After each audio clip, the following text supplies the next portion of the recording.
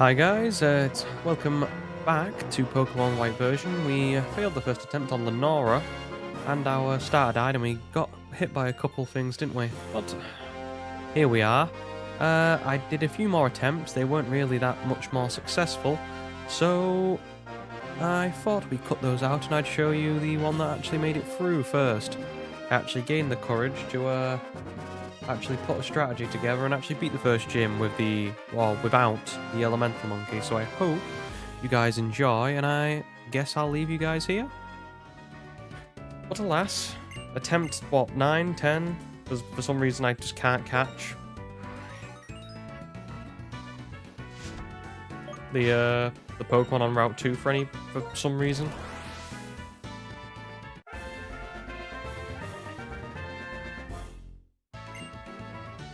The good thing is, at least I'll get Resident Evil done today.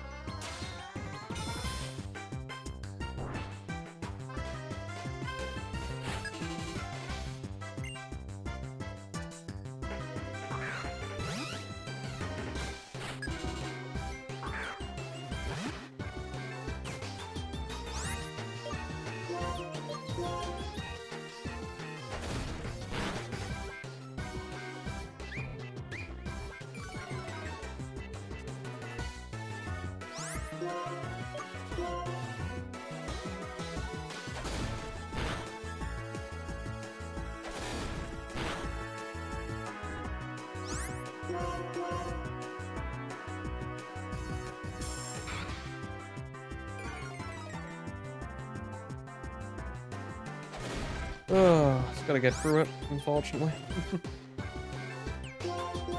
Love the start of the game.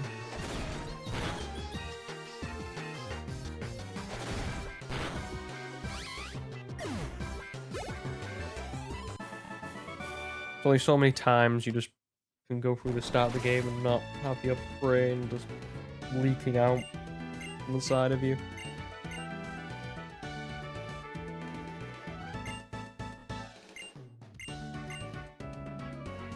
Oh well though, we'll get through it eventually.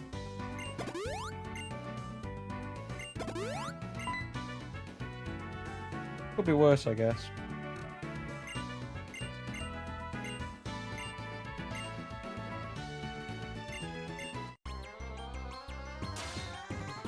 Right, let's hopefully get a good nature this time.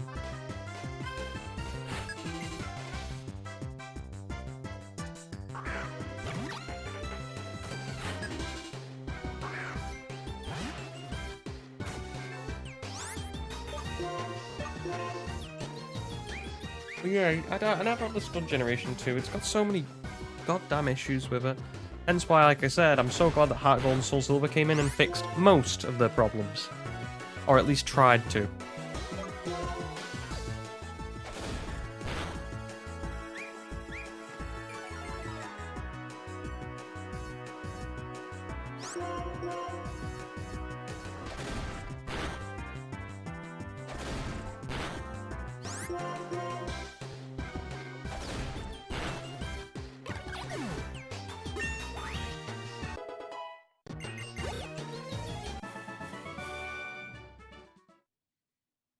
Right then.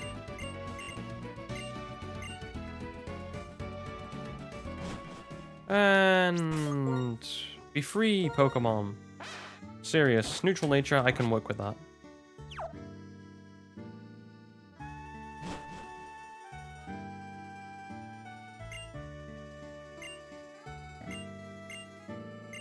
Oh no, I just...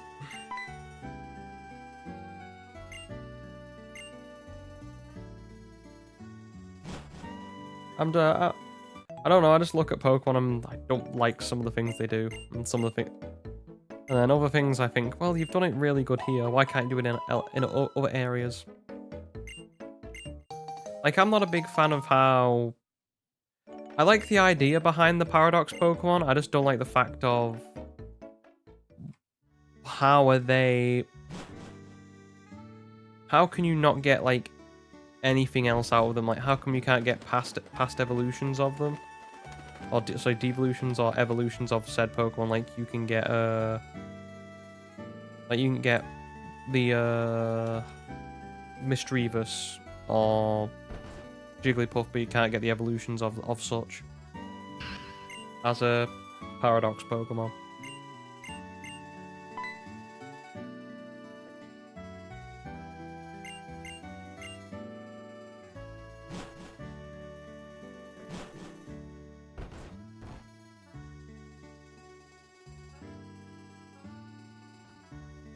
I like a lot of the designs. I'm not crapping on the design choices.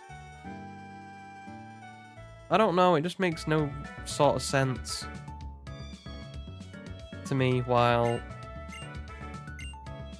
like how certain Pokemon, like, I don't know, I want there to be objectiveness and actual like lore behind it and it to make sense why Pokemon Pokemon from the past were looking a certain way, but then they've evolved and become like this. Rather than just, oh, this is a future version of a Pokemon. Cool. Why, even, like, why does Raikou look like a giraffe now? And, their explanation's gonna be, like, basically the old, like, the stock image of the old guy with his hands out like this. I don't know.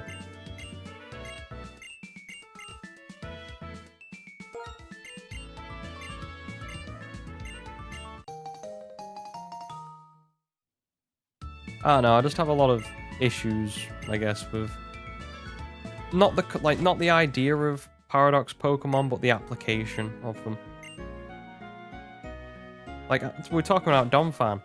I love the primal version of, also the like Scarlet, the old version of Donphan. I don't know why would they have all. It sort of annoys me why they have, like they all have different names, like Great Tusk. I really like the look of that Pokemon. Like, why couldn't have they... I don't understand why they couldn't have been, like, evolutions lost to time, rather than just Pokemon in the past. Because that makes sense, because, certain Pokemon die out. Or certain animals die out. And they could evolve in a certain way that potentially was wrong for that time frame. Like, that's the concept I would have done if I was doing Paradox Pokemon, especially from the past. From the future, I don't know, I think I would have gone a different route than just coating everything in metal.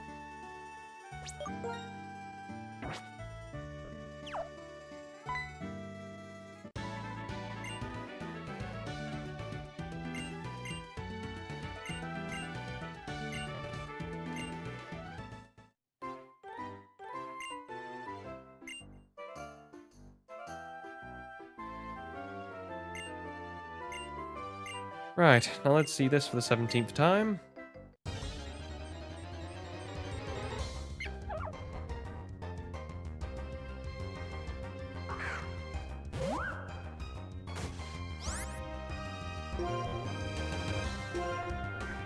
It's not even the fact that I dislike a lot of the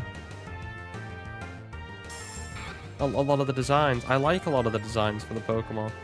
I just don't like how they explain what the Paradox Pokemon are, I guess. Like, I like the idea of the Sliverwing, the Volcarona that's on the floor and then it learns to fly through evolution. That would be kind of cool. To me, if you're going to do Paradox Pokemon from the past, they sort of have to be... That's the way I would have gone about it, personally. Going through the fact of the There are sort of weird evolution... There's sort of like weird evolutions that never really, like, survived. And you're the one reviving them. So they're sort of like fossil Pokemon in a way, but in terms of they're just evolutions lost to time.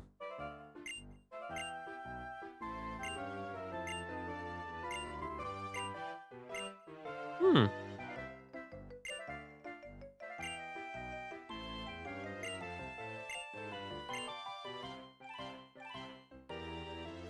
That's the way I think I'd do it. Like, I like the idea of what they did with, even giving, like, some older Pokemon, like the Gen 2 dogs, like, giving them alternate forms, I don't mind. I just don't want them to be, I want them to be more looking like, you know, I want primal forms of those guys. Rather than something what we got, which was, for some reason, Raikou's a giraffe and Suicune's on 2 feet now, and looks like a Velociraptor with a mane. Like, the only one I actually really don't mind is Entei's new one. Because, okay, it's interesting, I guess, and it keeps the concept of Entei being an actual dog alive.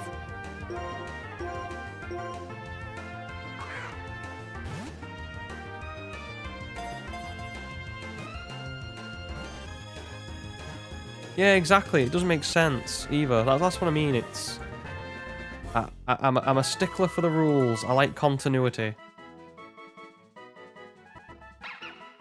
But how do you, like? It's like saying, how do you explain any other? You know, how do you explain any of the futuristic Pokemon from the newer ones? I guess it's a pain in the ass to try and explain how come all these Pokemon are futuristic. And it's not even the fact of, it's not like I hate Jolly. Is Jolly a good one? Jolly a bad one? Jolly's a good one. We like Jolly. Jolly can stay. Like, I really like the whatever Delibirds futuristic version is. I love that. That's a cool sort of gimmick. I just like how they've took that. I can tolerate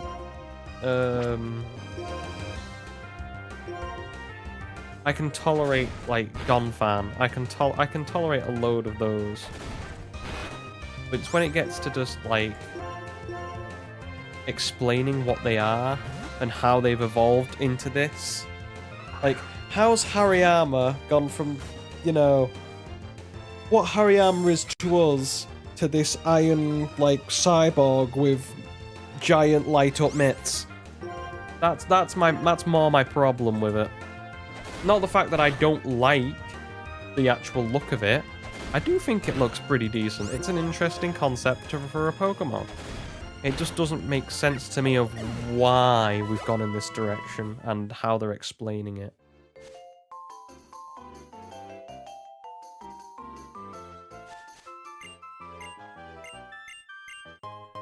At the end of the day, Pokemon are animals and they have to evolve.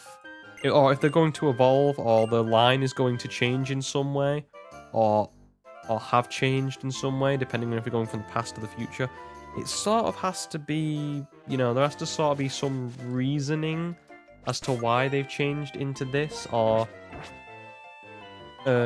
changed from that. Like, and that's what irks me, like, it's not the fact I don't like the designs, it's just the fact that they all look a bit... Why is every single legendary, or why is every single, like, futuristic Pokemon from the Paradox Pokemon just basically look like they've got an iron, or like a metal coating, and they're like a metal toy version of the Pokemon in question?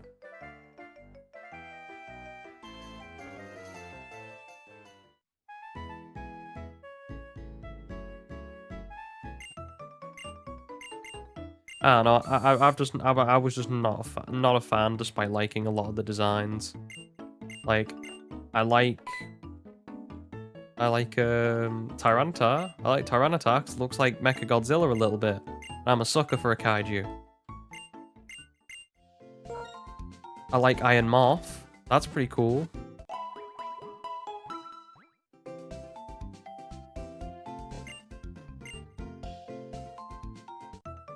Well, I was just talking about this before, like, Generation 2, we're talking about how, like, Rotom's a really nice one-off Pokemon, and I wish Pokemon would just stop making you know, one-off Pokemon that don't really do anything, but instead have an interesting gimmick, such as Rotom, or Smeargle, or Wobbuffet.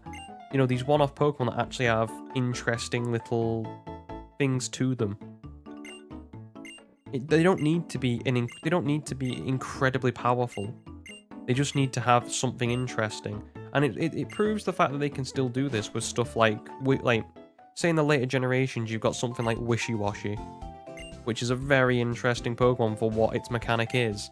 But then in the same case, in the same generation, you've also got something like Bruxish, which is just, why is it a Pokemon? It's useless. Is there any like deep?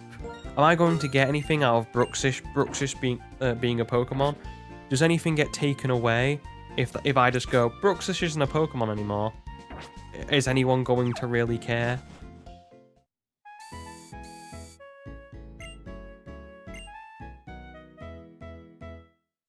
And all generations have this issue. It's not just a thing in generation.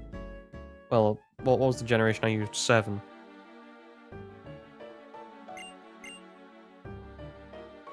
Exactly. No one cares if I could just erase time. I'll go back in time and erase Bruxish. No one really cares. You know, but if I took out Smeargle, or, you know, another one of those Pokemon, something feels like it's missing. Something you wouldn't it wouldn't be a massive pain, like, oh no, we've lost this Pokemon, but it'd be like, aw, I kind of like that Pokemon for its gimmick. Because Smeargle is an interesting Pokemon because it's very unique.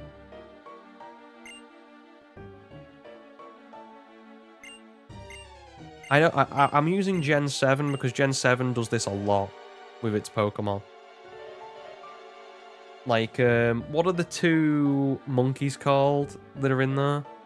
Is it like Persimmon and I can't remember the purple one. But does anyone know what, like, I can't even remember the names or what they actually do that's interesting.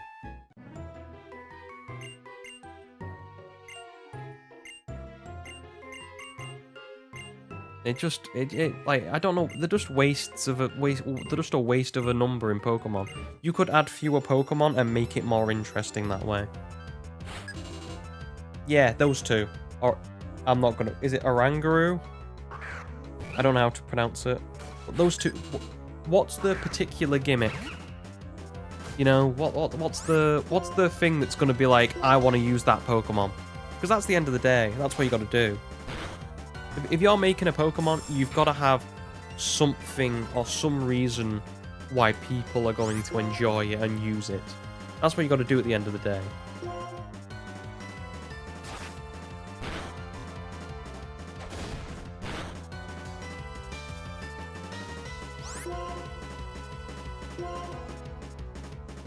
Yeah, well, okay, so it's just another monkey Pokemon? Is that it? Is that really it? We can't just save our monkey Pokemon up to when we can actually have a really cool one, because you've got a lot of different monkey types that you could go through. Like, if I said to you an orangutan Pokemon, you'd be like, oh, there's so many good ideas you could do for that. Yeah, the crab. Oh, Crabomnable or whatever it's called.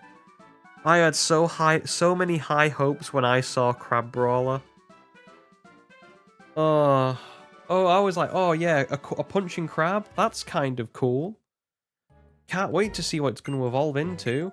Is it going to, like, you know, get some, like, heavyweight gloves? Is it going to be like, are they going to make it like, are they gonna make it like a Pokemon that can only that can only attack? And then they turned it, they did a very bad thing. They turned it into a Yeti for some reason. A crab that lives in the ice.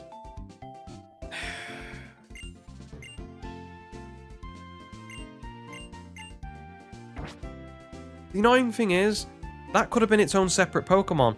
I'm talking about making a singular Pokemon. making a Pokemon that's literally a the abominable snowman of Pokemon. How cool does that sound? But yet we just waste it and make it a evolution of a crab that can punch. Do you see the gap in logic here?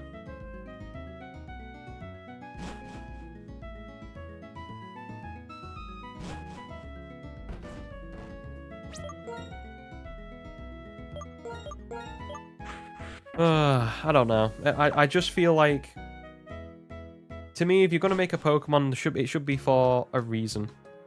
There should be something to it to make someone like it. Like every Pokemon in the Pokédex should have someone in the world who says, "This is my favorite Pokemon, and here's why." Is anyone gonna be like, Persimmion's my favorite Pokemon?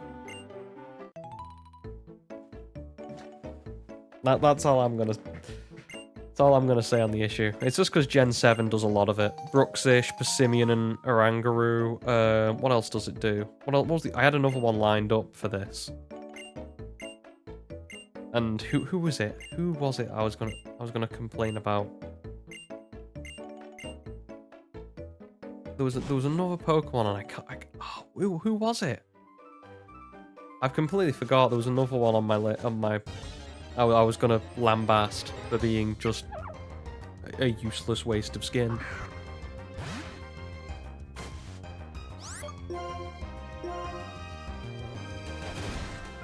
Like, it's not the fact that there are some decent, like, is it Pyukumuku? That's like, I like that idea for the Pokemon. Like, that's a Pokemon that is singularly, it's on its own.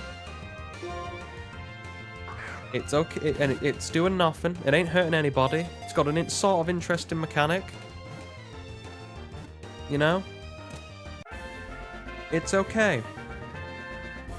It's not hurting anybody, and it's slightly interesting. I give it a pass. Trying to think of what the Pokemon was. Was the sea urchin Pokemon? I can't remember. But there was something that I was like early on in the game, so I don't think it was the sea urchin. Or the sea urchin's getting if I can't figure it out, it's on the chopping block for why it's a stupid Pokemon when we technically already had something similar in that same generation that's literally in the sea and has spikes on it. Is it Marini? I understand they're two different things, but they sort of fulfill the same goal. And one is a lot more interesting than the other.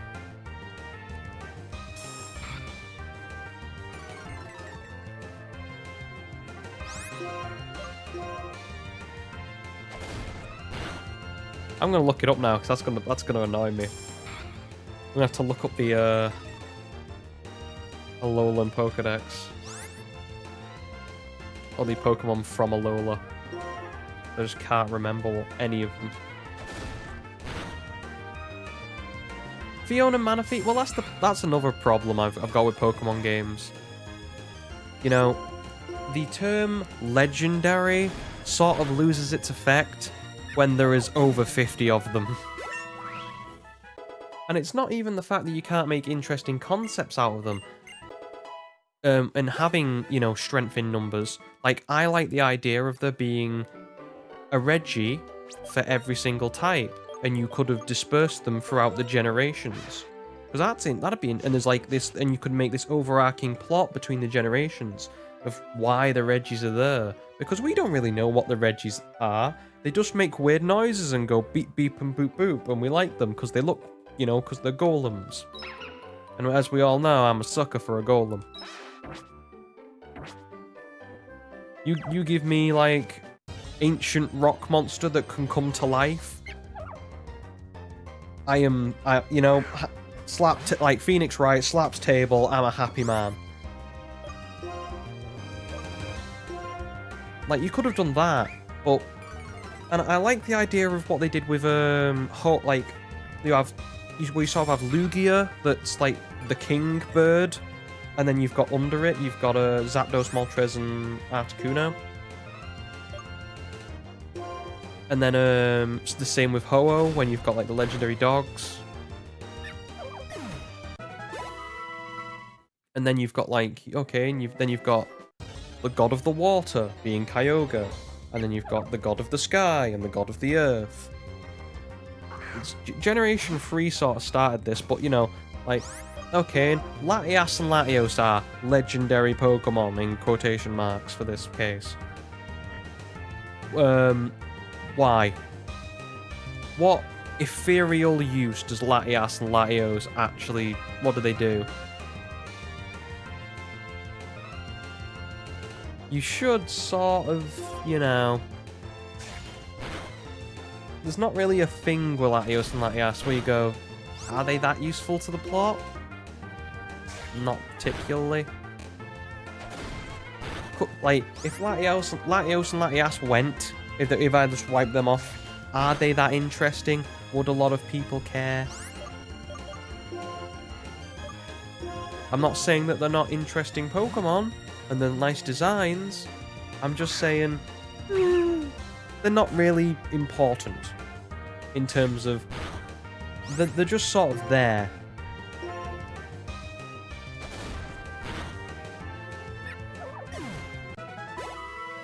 Like, I don't mind there being interesting little weird Pokemon. Like, the Mythicals, I think are great. Like, I like the idea of,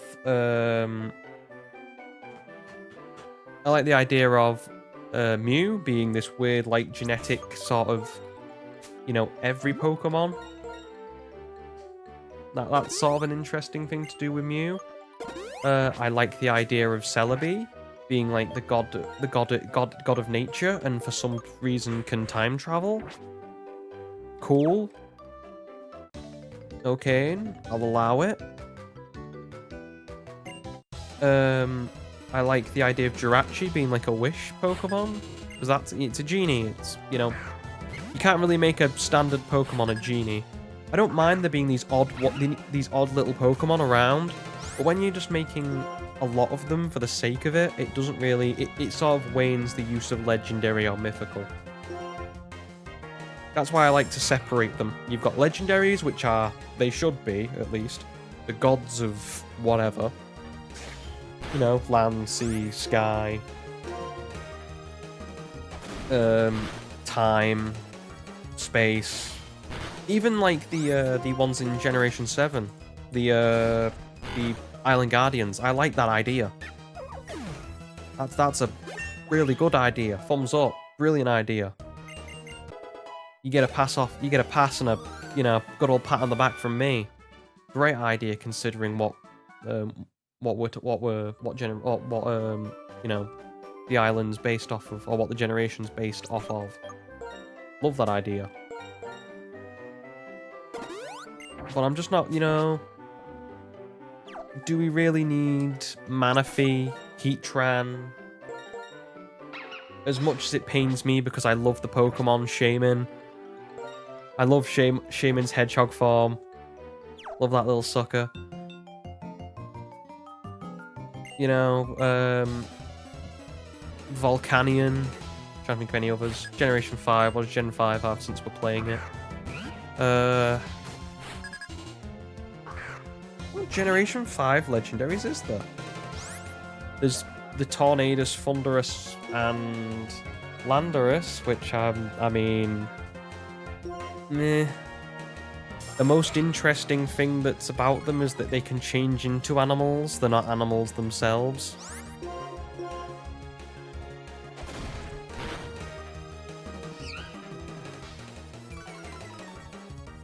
I mean, I'm trying to think what else there is. I like the what's his names in this?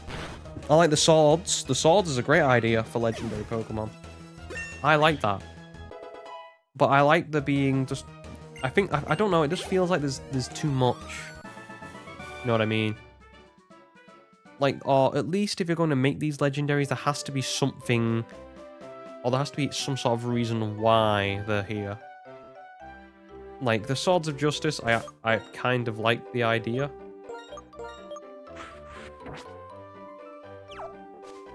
But then you've got, like, other things. You've just got, like, these weird, like, one-off legendaries that, to me, just don't really make sense. Like, Volcanion, just there because, you know, we've not made a water-fire type before. Isn't this cool?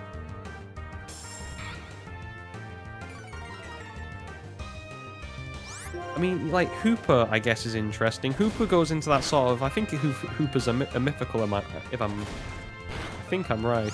Like, I don't mind you having one-off little Pokemon that do weird little things, like Mew, or Celebi, or Jirachi. But that's all you get. You get one. You get one per generation. And that's it. You can't have, like, 5, because it loosens the effect of all of them. And I don't mind, like you say in this game, you've got the Forces of Nature and you've got the Swords of Justice. You probably should have gone with one of them, one of those ideas, and stick with it. And have a reason why they're here in this specific generation. Like, you could have made the Swords of Justice tied in with the 2 dragons. You know, the 2 dragon story of Reshiram and Kiram. That could have been cool.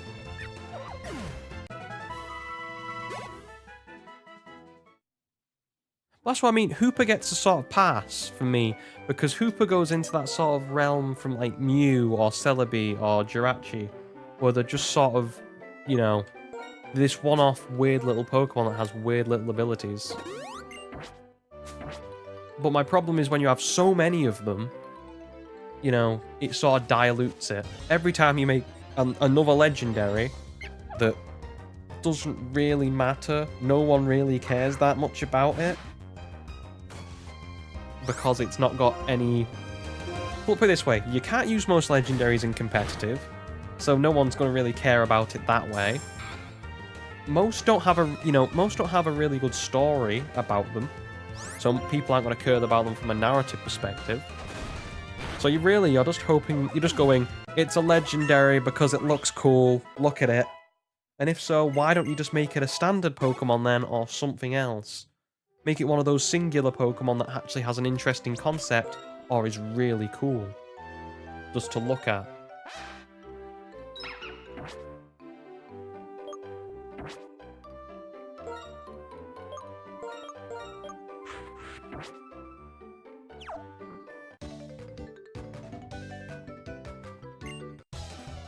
Like, instead of, let's say, Heatran, for instance, Heatran's probably a decent one to make this thing.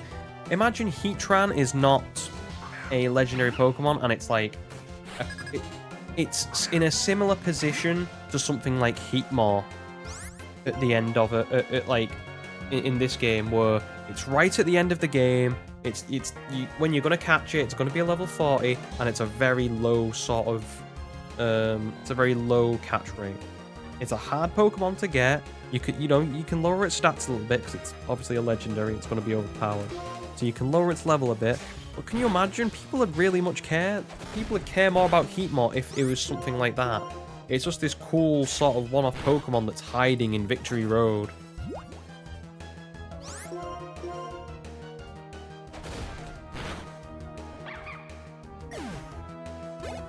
I don't know. It's just the way I think. Like, to me, if I'm building... Like, at the end of the day, I'm making an ecosystem of Pokemon. That's what I want to do. I want to make a bunch of... I want to make each region feel lived in, and I want to make every Pokemon somewhat special. It doesn't need to be in a big way. It doesn't need to be... You know, not every Pokemon needs to break the... You know, needs to break the wheel. Hence why I'm not crapping on some of, like, the more generic Pokemon. I don't mind the fact that each generation we have a Pokemon that's a standard animal. That's a normal type. Because you sort of need those. I just like it when they make new designs for one. Type Null. The concept, in theory, yes. The application, not particularly. Like, I like the idea of someone trying to recreate Arceus. Yeah, that sounds cool. But the sort of...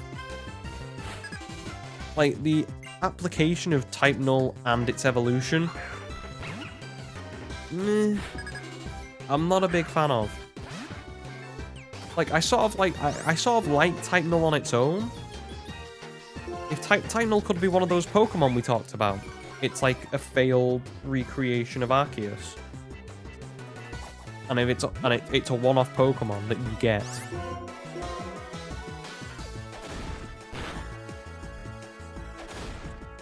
Well, yeah, that makes sense. Hey, that's something else I can get into if we really want to talk about it. Ultra Beasts. I mean, I'm sorry. I know a lot of people like them, but I'm not a fan. I think if you're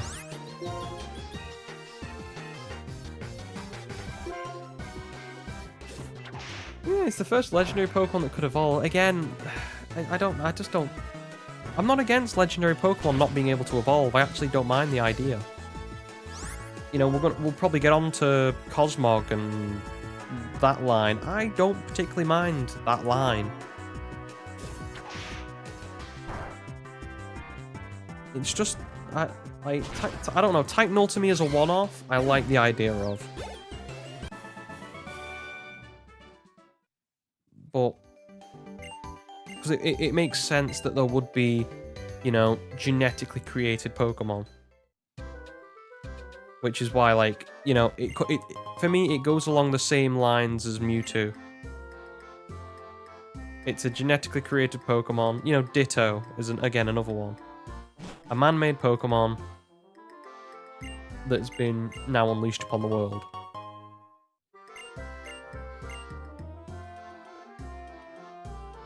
I think you need things like that. I like that. I like the idea. I just think you should... It's kind of hard to classify them as well, because technically if it was up to me, I'd have, like, Pokemon that aren't... Like, to me, Legendary should be a thing where there is one of you, and you are basically a powerful being that is... Like, a powerful being that is natural to the world. So, like, you're the god of the sea, like Kyogre. Which is funny because I probably get a lot of crap for that because it obviously would it'd say like it'd be taking really, you know, fan favorite Pokemon out. Like it'd basically be saying Mewtwo's not a legendary, and when you think about it, it's not. It's again a man-made Pokemon. It's a genetic freak. Does it have the right to be called legendary when the term legend literally means, you know, old, time, been around forever, myth.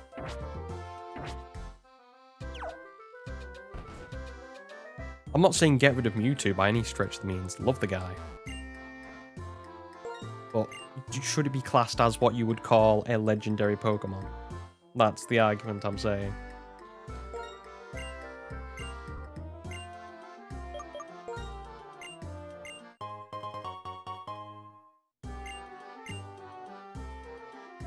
Because Mewtwo sort of goes into the same berth as... No, I'm not going to battle you. I need to do this first for reasons.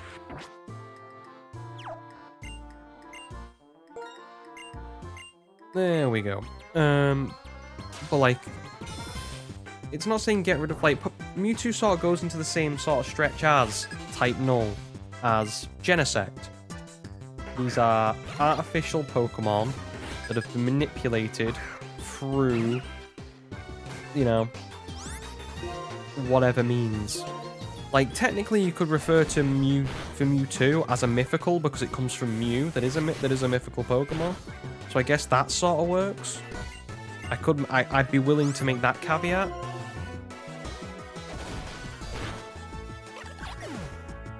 But I won't call it legendary.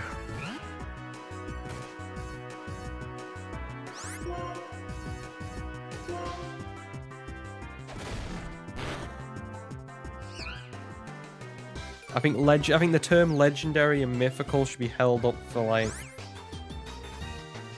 Yeah, exactly. Genesect is... I'm just saying that's what the type of what Mewtwo goes into in terms of category for me in terms of a Pokemon. The only difference is, of course, we don't...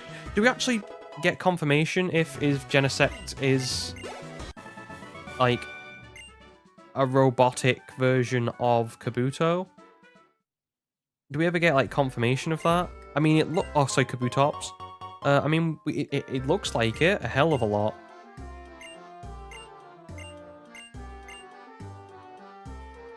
Well, that's the sort of thing I'm getting at, like... Do we class Mewtwo as a legendary Pokemon for that reason? Like, I'd be willing to class Mewtwo as a mythical because it's essentially Mew, but altered. And you could make the definition of... I know I've just said about Ditto as well. I think you could say with... I won't make Ditto, obviously, a mythical Pokemon, because the problem is it's a failed copy of Mew, so therefore you can call it a failure. Where Mewtwo's never really considered a failure, it's considered the next, you know... the next one on the conveyor belt.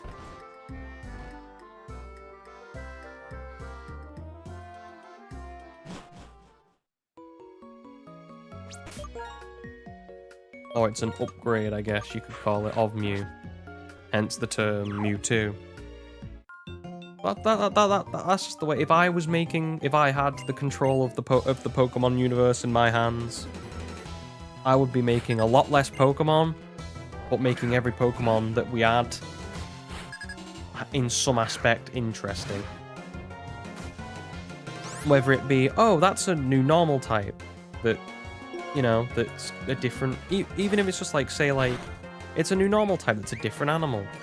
Oh, okay, that's interesting. And then try and give it something, you know, try and give it something that's either affable or give it an interesting type. So it changes up the dynamic. Rather than just being, hey, it's another normal type. Love it, please. Use it in this only generation. You know, do something like it like B-Barrel. Give it a normal water. That's new. You know, how many people love the Fletchling line? It's the generic normal bird, but hey, we've turned it into a fire because it's cool. Corviknight does this as well.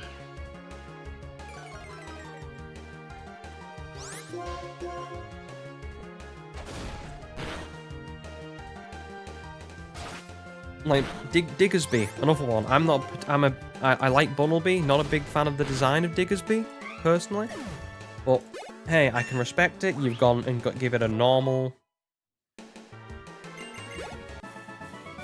You can give it a normal ground type. Pretty cool.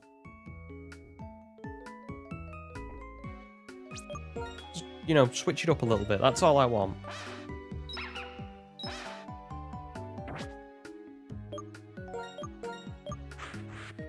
Because at the end of the day, I want these...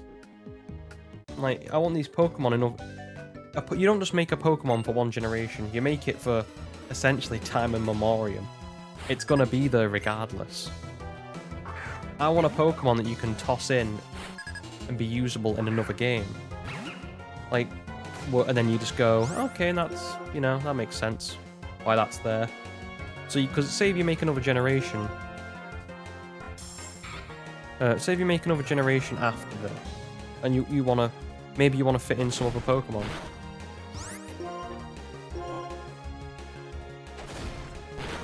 Oh, you talking about this run? Or the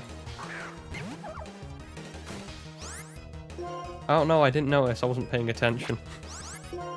I've just been going through it, taking it battle by battle, while I've been ranting.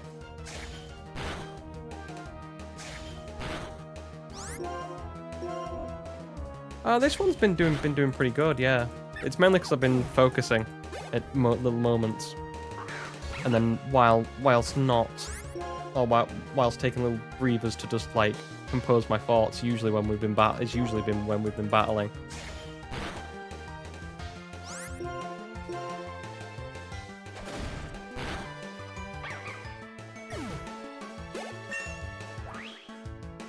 Ah well. Can no Rattata learn Cut? Rattata can learn Cut, right? Surely. Oh, you talk about Pat Rat? Pat Rat can learn cut, yeah. I'm pretty sure Pat Rat can learn cut. You will learn cut. I'll force you to learn cut.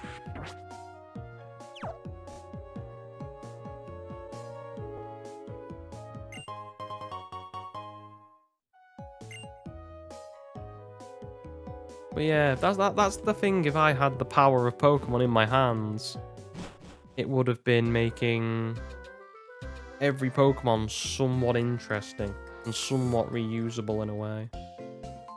Of course, there's always going to be Pokemon that are going to fall by the wayside, but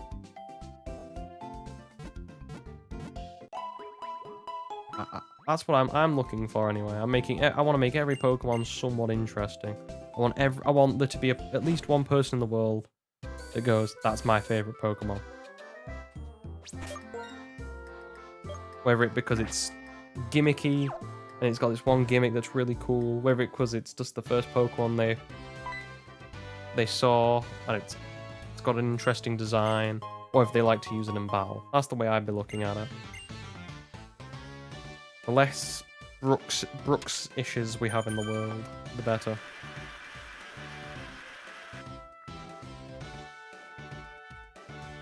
And I mean, I don't know how I remember the name of Brooksish because I've not played Sun and Moon since it came out.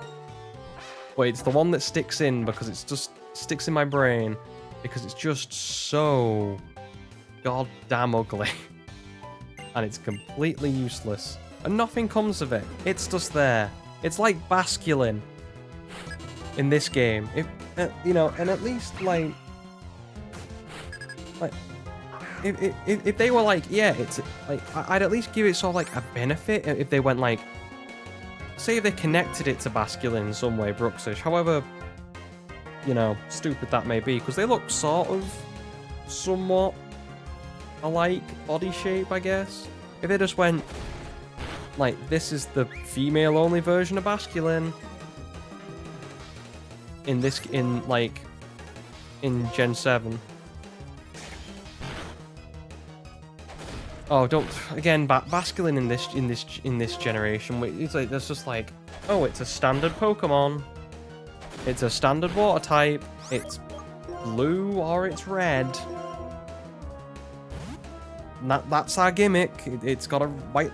You the blue line and the red line. That's the way we're making Pokemon, apparently. Ah, it frustrates me. Again, you're making Pokemon for the sake of making Pokemon.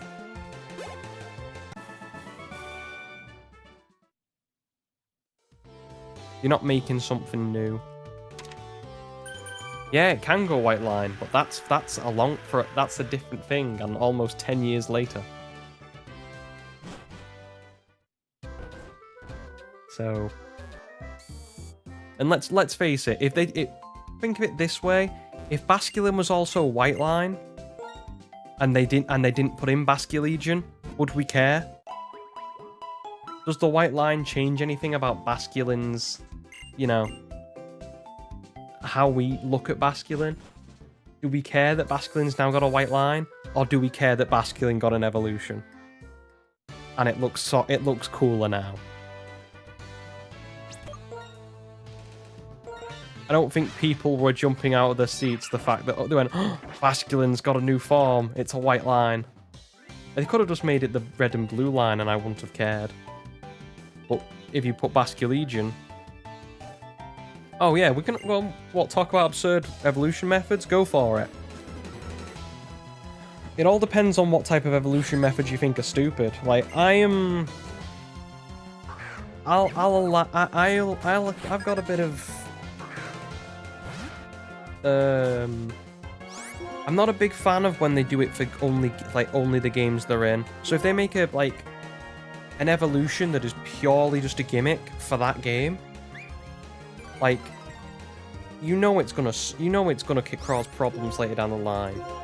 Like, you couldn't have said to me that they saw what was happening. They went, I mean, with Milotic, probably a good version, because since it was the first sort of one, where they based an evolution on a gimmick or a mini game from that game. I went, You can't honestly tell me that this is going to be here in 3 generations and think that this is a good idea. I understand pushing it, like they did with, like, you get Phoebus, then its beauty stat goes up, and you turn it into Milotic. Cool. Do you know how much time you would have to put in to actually get that? Because at the end of the day, you have to remember who you're making games for. What's wrong with Cophagrigus? Oh, are you thinking of its evolution? The other one that's in Sword and Shield?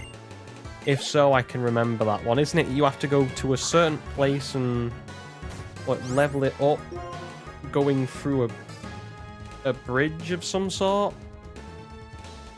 I can't like. There's just me labeling that out, and not even in any detail. Just in. That's literally the concept of what it is. I think that's going too far. In terms of an evolution method. Like, I can accept something like Probopass or Magnezone, where you have to go to a specific area to level up. Yeah, taking at least that much... what is that? Is it Runic? I can't remember what it's called. The evolution for it. You'll have to remind me. Again, it's not... Again, I've not played Sword and Shield since I finished them, and then put them down again promptly. Like, taking so much damage. Yeah, is it Runig... I don't know how... I don't even know how to pronounce it. Runigrus? I'm trying to think how to pronounce it. It's Runegrigus. So I'm trying to think it's Rune, obviously. So is it Runigus? I'm sort of lost of how to pronounce it, but yeah, I'll have to look up I'll look it up now, like what the actual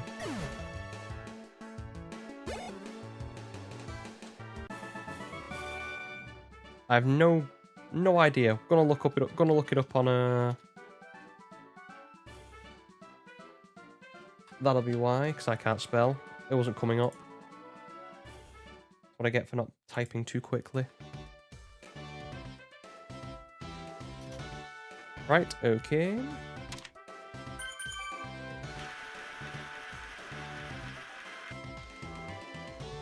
It's not even the fact... I actually don't mind the actual concept of that Pokemon. It's just the fact that, yeah, okay, and here we go. The... It evolves from Galarian Yamask when the player travels under the large rock arch in Dusty Bowl after Yamask takes at least 49 damage without fainting.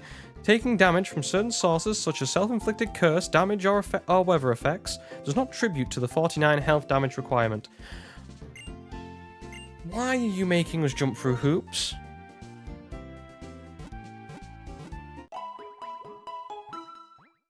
Like, I can accept going to another area to get an interesting evolution. I don't mind, yeah, Mantike. Mantike's a nice little use of a different evolution. I agree. It has to evolve with a Remoraid in the party, doesn't it? I don't mind that. Because Mantike was... Or Mantine, sorry. Was always pictured with Remoraid. So I'm completely fine with that. We're just going to do some leveling up. And we'll be back when we have edged up appropriately. Okay, guys. We are back from doing all of the annoying edging up. So now we're gonna ditch this guy. I'll ditch this little guy. And hopefully beat Cress. I think they changed that up with Malmetal, how you actually can get it in somewhere. You can get it somewhere else. You can evolve it in a different way now in Scarlet and Violet, because I believe the DLC, I might be wrong. I might have saw that somewhere. I might be talking absolute wibble. So please take what I say with a pinch of salt, but I think I'm right. I'm pretty sure they made a way to evolve it outside of Pokemon Go now. So I'll just check just to be sure.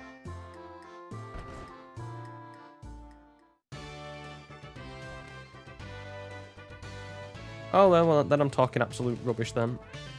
And ignore me. I must have seen it somewhere.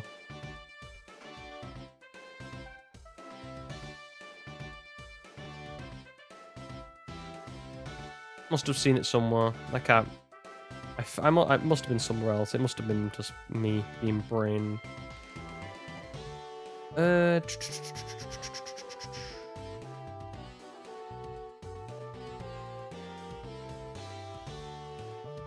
I'm tired. Okay, give me a little bit of a thing. I've been ranting about Pokemon evolutions and different generic types of Pokemon for just over half an hour. I get slightly confused. What is Sirfetch's condition? I like the evolution. Love the evolution. Great use of bringing an old Pokemon back from the dead.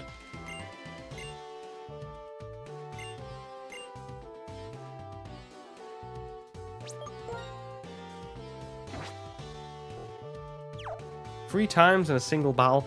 See, I don't like that. I don't like that at all. Because that's very conditional. You're asking to hit 3 1-in-16s in a row. At some 3 1-in-16s in one singular battle, which is not fair on the player, because they could just be sitting there again and again and again waiting whilst the Farfetch just levels up. I don't find that to be fair at all.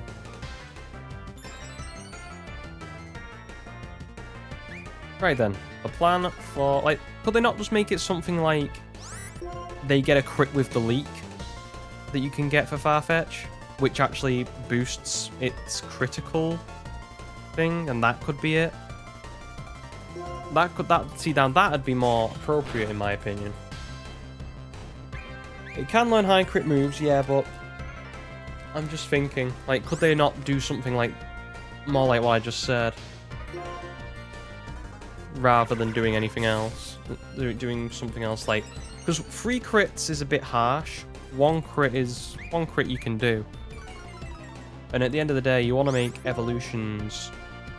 You don't want to make them too ungettable, because people will just turn off. You want to make them just the right amount of difficulty and you know, difficulty and availability. It's a fine balance.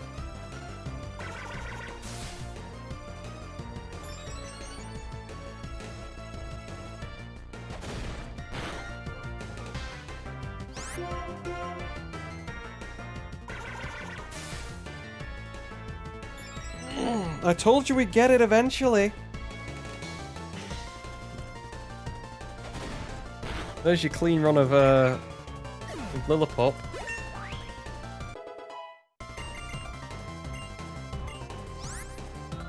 Right. Now, the question is, do I hard pivot in to Lillipup, or do I tail whip and bounce out? That is the question.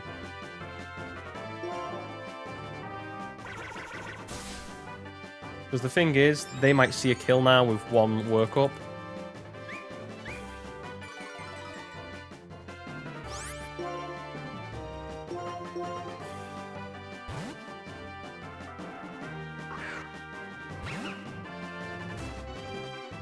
Go for a second one. That's nice. Must be nice to being able to use 2 workups. I'm going to need to use Leer again.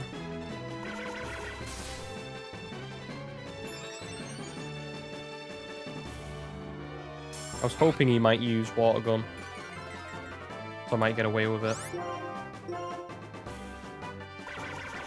He still might, actually. Hang on.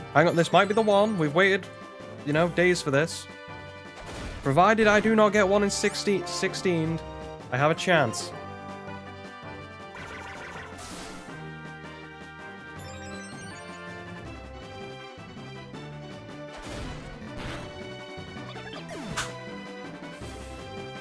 Only took me 16 attempts, ladies and gentlemen, but we have a run. Well, my starter actually didn't die. Gotta love RNG, don't you?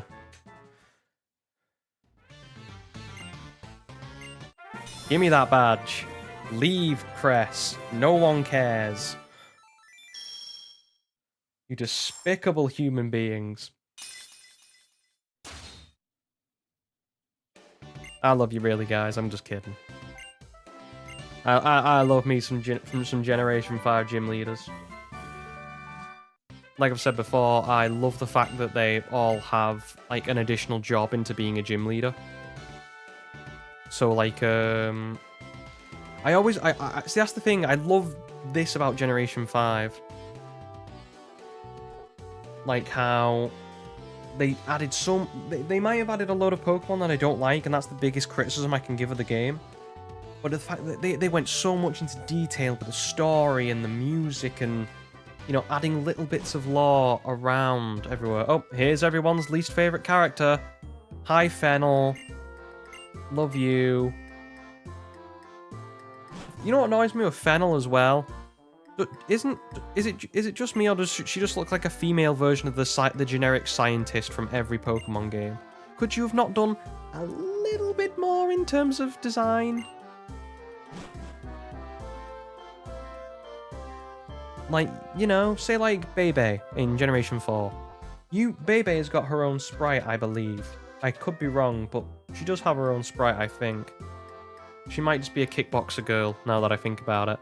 But I'm pretty sure she has her own sprite, and at least she looks different if you actually look her up. Like, she does look, she is her own character.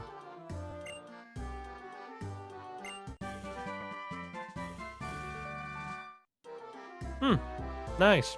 I stopped playing Pokemon Go when it sort of, you know, phased out of being popular. I could play it, to be fair. I do walk around a hell of a lot for... So, like, I try and keep fit. And so instead, instead of driving in the car somewhere, if it's just like a short walk, I'll definitely take it. And I do walk around a load of places as well. I walk to the gym. I walk to basically everywhere that I need to go, unless it's far, so it's a ways away. And then yes, then I will accept using a car. That's what I mean. But like, could they really have not done something a bit more with Fink as a character? With Fennel as a character instead of she just looks like a female scientist. Which is a bit of a shame. You'd think for someone who's meant to be such an important character, you know, she gives you cut, she gives you the sea gear. Remember the sea gear, guys? That important thing. Love it. The same goes for, I guess, Annette. Or Lynette, sorry. Because she has the same issue where I think in Generation 3 she has a generic sprite. But in... Yeah, I took off the berries. That's what I was checking. And... Looney, you learn Cut. You get in there, boy.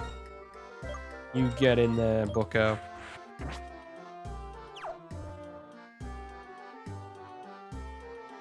But yeah, I'm pretty sure she got her own... Lynette, they changed it up and give Lynette her own sprite in...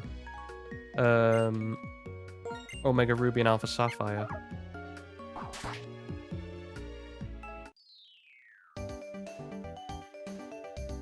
Like, I'm pretty sure, like, she's just a generic lass. Not lass. Yeah, is it lass in the, in Generation 3. And they changed it up afterwards in Omega Ruby, because I remember her looking different.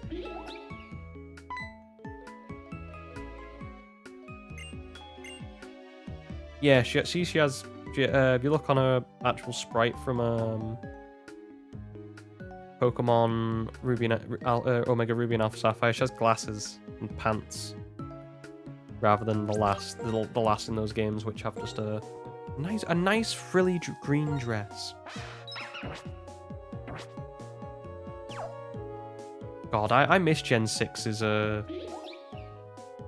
like, you know when you went into a Pokemon battle in Generation 6 and you saw the character art for those guys rather than an actual sprite?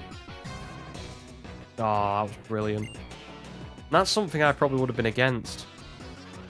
I love that, the actual design of those, like the hand-drawn characters. And the character art for those for like Generation 6 characters so much that it won me over.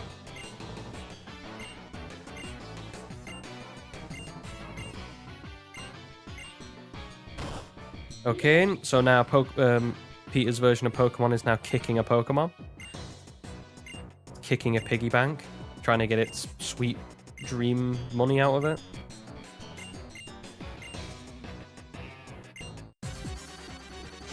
Let's dance.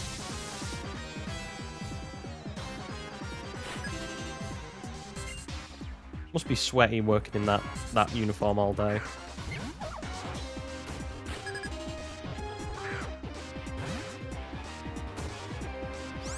Huh.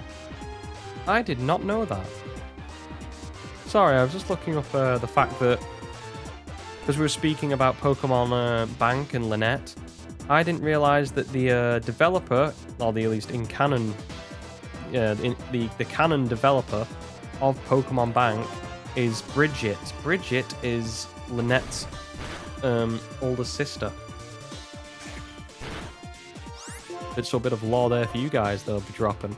See, I've learned something today.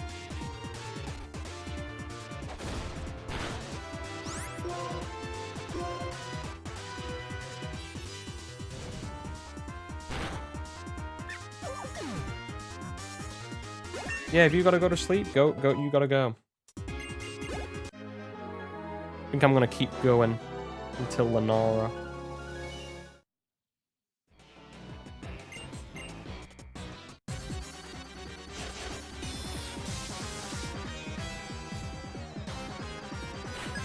Make up lost ground. Oh, I guess I might leave it tomorrow and play some Resident Evil. For the rest of the night. I don't mind doing that. Either way, I get one game off my list. Oh, for this week anyway. Like I say, I'm missing 2 games from this week's videos. I'm missing this, and I'm missing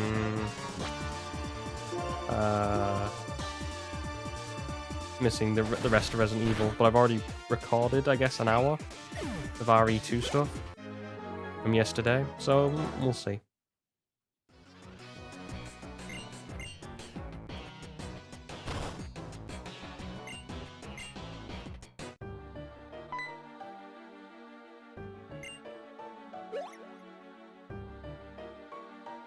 And then here comes Getsis. You know what? Actually, yeah, we'll do that. What we'll do is we'll break it up here and I'll come back tomorrow then. I'll come back tomorrow and we'll do Lenora. Because, you know, it's late at night.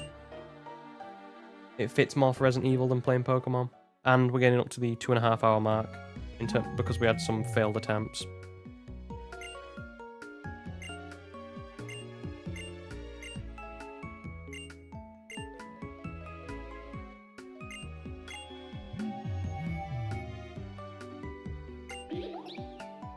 I do like Muna. The fact that the history behind Muna, the fact that it's referenced in Generation 1 or 2, I believe. I think it's 1. With the Pokemon with flowers on its back.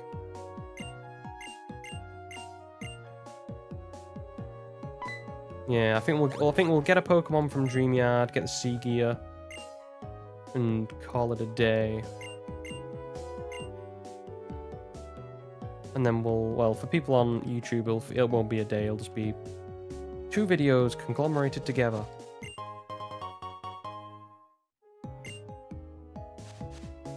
Okay, and I'm just going to get all these items now. But yeah, it's been really, actually, today's been a breeze, to be honest. I had a really I had a rough day yesterday, so I wasn't really in the mood for streaming. And I think the streaming just made my mood worse. Because of the unsuccessful attempts we had. today's been a breeze, and especially since I've been ranting about Pokemon, which is one of my favorite pastimes. You know, if you say, what's your opinion on X, I'm gonna give you my whole hard opinion on it. Whether it be good, bad, or I'm indifferent. I don't mind calling something an absolute, you know, bag of uselessness. Wasn't there a hidden item here that I'm forgetting? I feel like there was. Let's focus on getting our encounter anyway. We're looking for a Purloin, I believe, because we've already got Pat Rat. Oh yeah, we can also use Cut to get those 2 items from Route 2. Remind me of that, because I'll forget.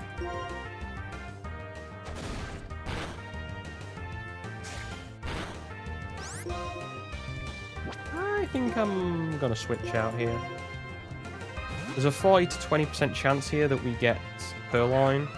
I think there's a 40% chance we get Pat Rat. We're looking for the obviously to miss out on that 20. Forget Muna. Muna doesn't really help us at all, despite being an okay Pokemon. It's just the fact that Mashana is... I don't know. It's not my favourite Pokemon anyway. It's a bit... I'd have to have a look. I think it evolves from a... Is it a Moonstone or is it Trade?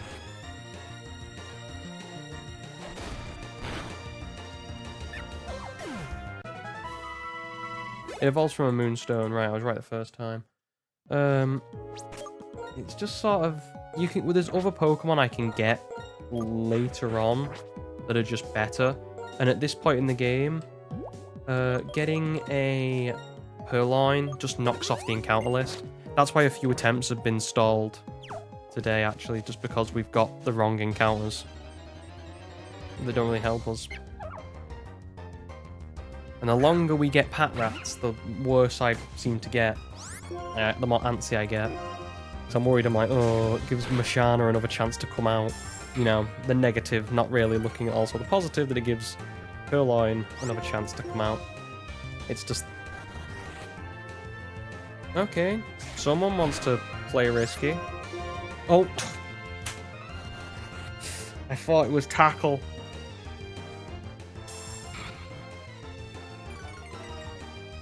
Well, we're losing the first Pokemon of the day now. And I said I've been switched in most of the time. There's your first screw-up of the day. Sorry, Looney, but you gotta go.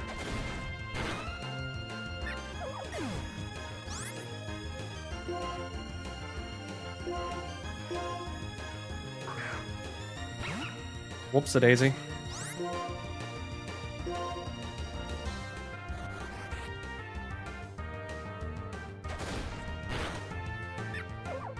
See, why weren't you a Purloin? I would have been in the zone then.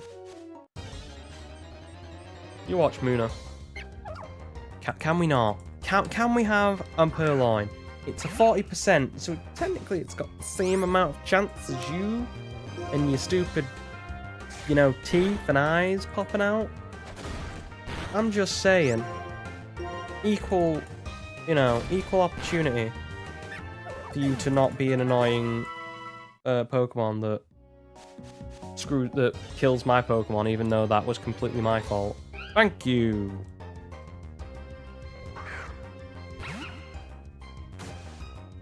Okay, and I'm just gonna bite. See if I can get a couple flinches, and then we'll switch out.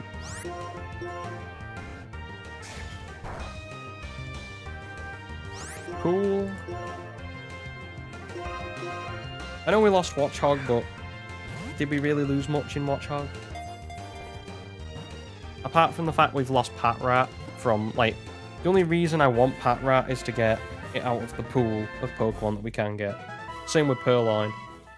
That's the biggest asset I can say to it. Purloin, devious Pokemon. Its Q acts as a ruse when victims let down their guard. It robs them, basically.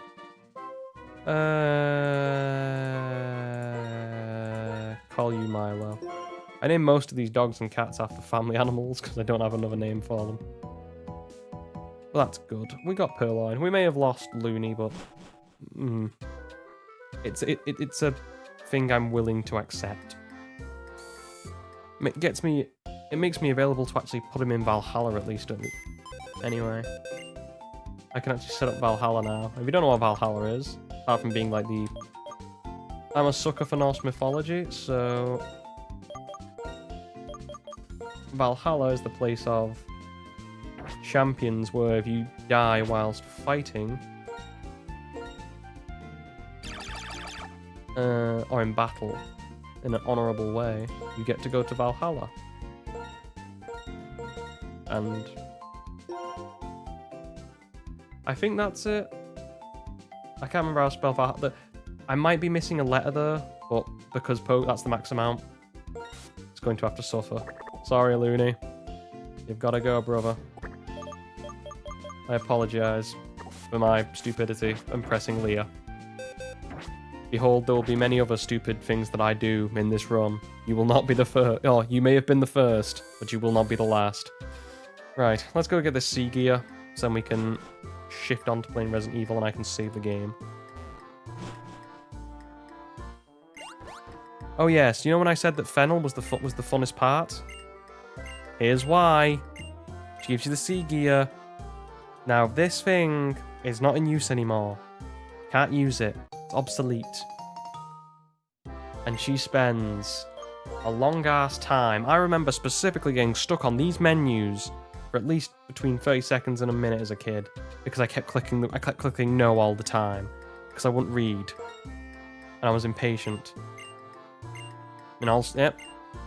And she wants to explore a little bit about that. And then if you say no, because you already know what's happening, it doesn't matter. The game's wasted your own time by giving you a choice, or the illusion of a choice.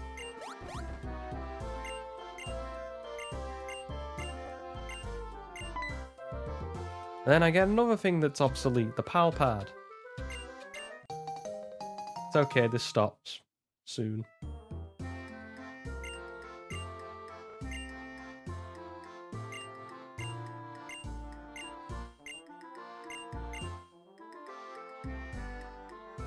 There we go, we can leave. So, I guess for people on YouTube, Rumble and BitChute, we will see you guys in a moment. Right, everybody, we are back. It's a new day. Gonna finish this off and get to Lenora. We lost Pat Rat, that was fun. And now we're going to just clear up a little bit of add-on that we've got left over from getting cut. Oh yeah, we also have to sell all these X items as well. Let's give cut to Purloin, and then let's give work up to everything, because work up is a great move. There's a reason people use it in this game. I never got the point of using Odor Sleuth on something like a Lillipup when you can literally... I mean, the whole point usually is to break up accuracy drops. Which, okay, and I get that, but that's the only real use, because the other use is to be... It doesn't even say, like, if you want to use a, like, on a ghost type. Yeah, in almost a ghost type target to be hit with normal fight moves. I have Bite. Bite will usually is usually super effective against all ghost moves. So I think I think we'll be getting rid of that soon as well.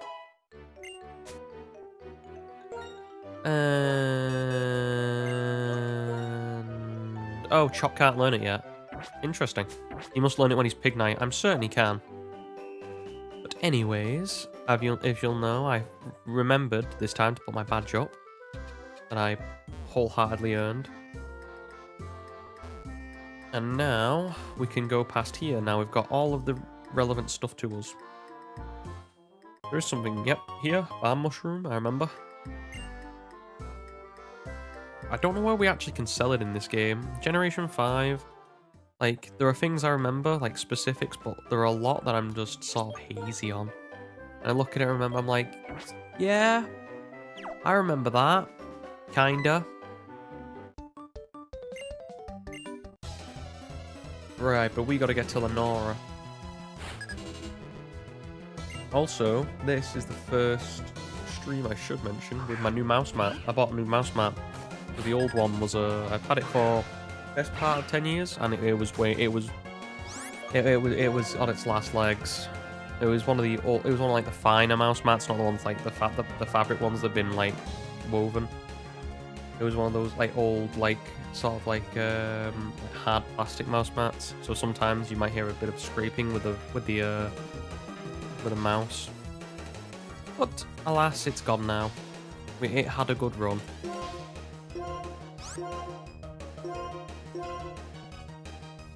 And we've got this nice new fabric one that has Godzilla on it. Because I love me some kaijus.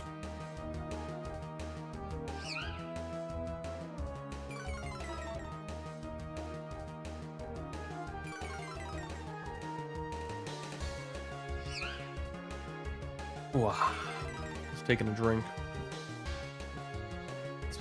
Gotta keep hydrated in this trying time. Also, to be fair, I'm being very careful because it's a new mouse mat as well. I give myself at least 2 weeks before I spill something on it. It's a really nice layout as well. Because it's one of those like extra long ones. I've never had one before, so I feel like okay, you can't really do anything to it. Otherwise, you'll damage the fabric, and then you'll hate yourself for the rest of time.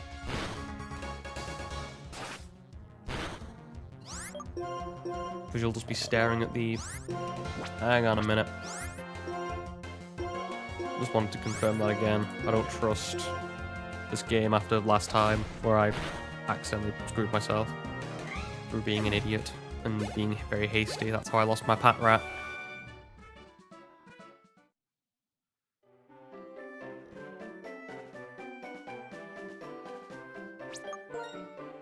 Right.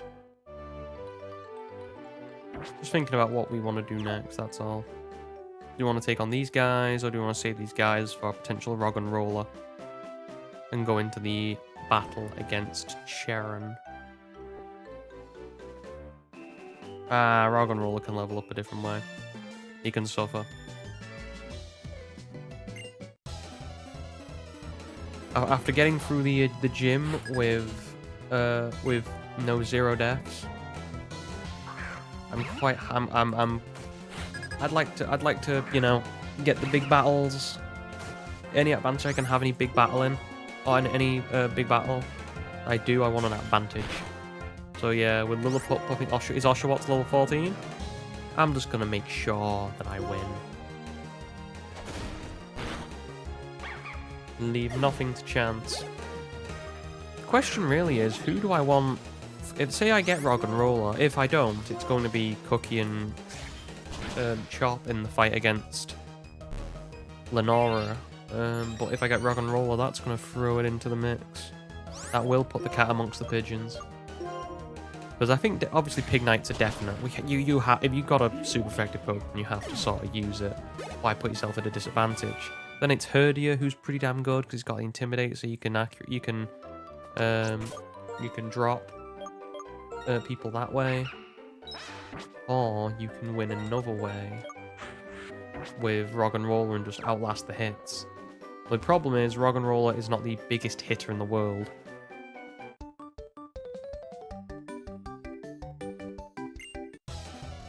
If only not Pancham. What am I thinking? Pancham.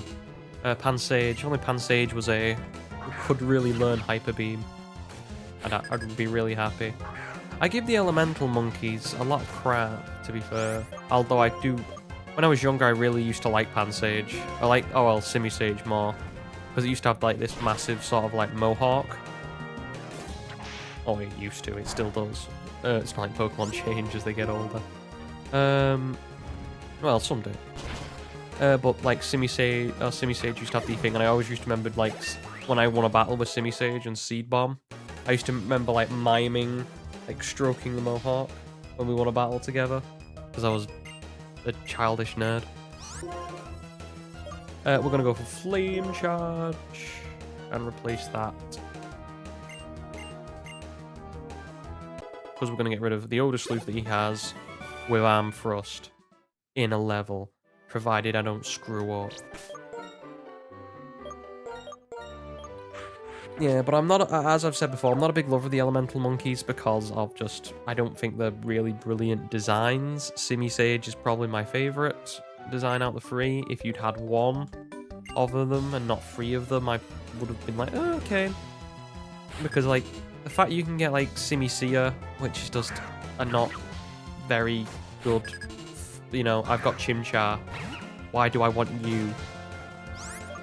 And then you've got something like, I mean, it also has a turd on its head, which is unfortunate for it. Well, it is what it is.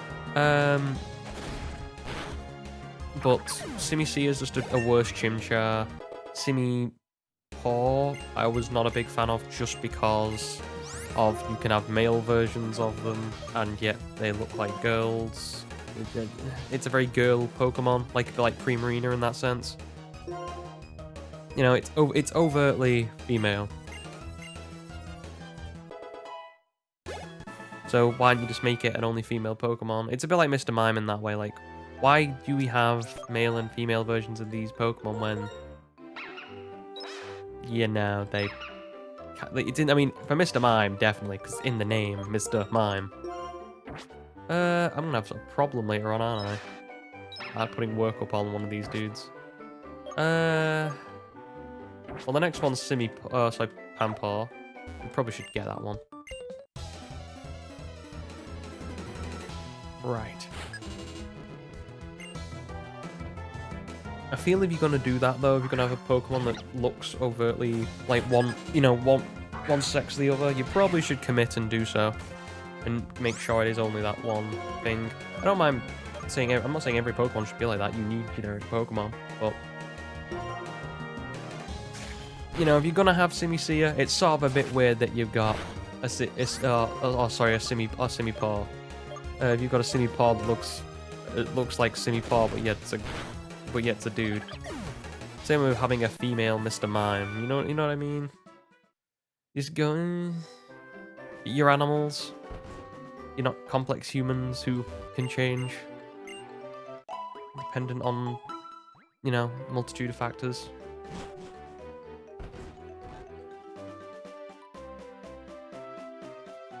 At the end of the day, I don't think Pokemon can have... Oh, well, some can, I guess, because you've got, like, Alakazam. I'm thinking more in just generic terms of... I don't think most Pokemon can think in a complex way.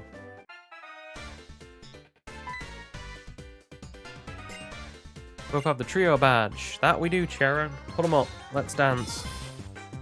With his big brain, he's holding his brain on with one hand because he just Titanic, you know, the force, pure newtons exerted whenever he thinks.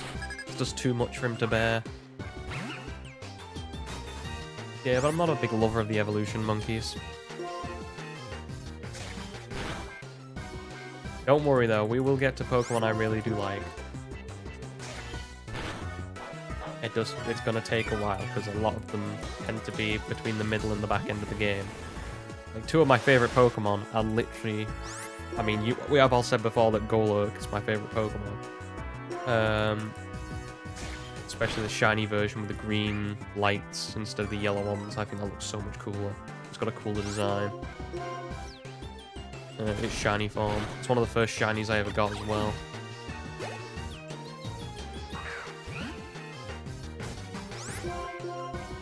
Right.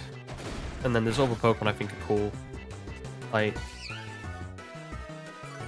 I really like Joltik. When I was young, I used to love Joltik. Like, I didn't realize how small Joltik was until I saw the anime. And then I was like, oh my god, it's tiny, it's even cuter than I thought.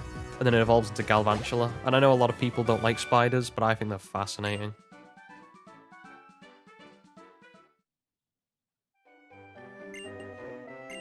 Oh, and here come two gingers. And of course, we don't want them to touch us, so out of the way.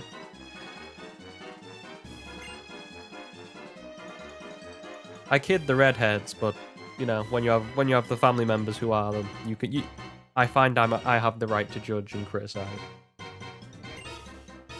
and make jokes.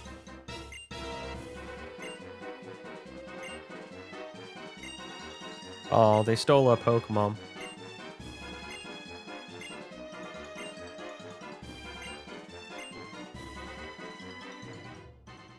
could just leave. Apparently not. I don't have to. Sharon can do it. He sucks. I mean, Charon's a bit foolhardy if you ask me anyway. The guy just went in after I beat his Pokemon. I don't even think he healed. I mean, you've got to admire the grit, but come on, man. He's you know. One man can only do so much. Yes. Okay, now I'm going to have a look at Wellspring Cave, because we're probably going to get our encounter here right now. There's no point in delaying Wellspring Cave, because it's a generic encounter you can get. Like I said, it's Roggenrola or Woobat, or technically Drillbur. Drillbur's the only one you can definitely nail down if you had enough repels. But I would prefer Roggenrola. I think it's a 50-50 split for Woobat and Roggenrola in this room. Roggenrola and Woobat, again, not Pokemon I particularly like in design-wise. I think that the biggest thing about Woobat and literally Swoobat is they're just a rip-off of Zubat, but instead of it being poison, it's psychic. Okay, try out the Flame Charge. Give me that stat. That stat boosted fire. And watch me die.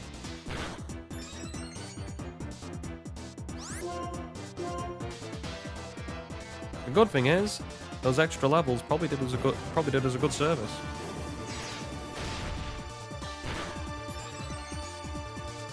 Boost.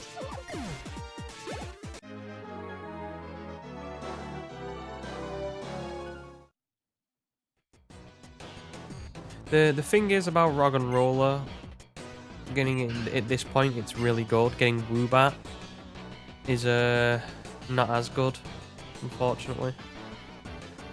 So I'm thinking about it, and I think like if we get Roggenrola, it eliminates an encounter in Chargestone Cave, meaning we can probably get Joltik or Ferroseed or something, or even like something like is it Tiamo? The electric type, which is pretty good. Even Clank. Yeah, Clank. Even that, because it's steel type, is pretty decent. It gets a bad rap because of how sort of stupid it is as a Pokemon, but you know, it's actually not bad if you use it correctly.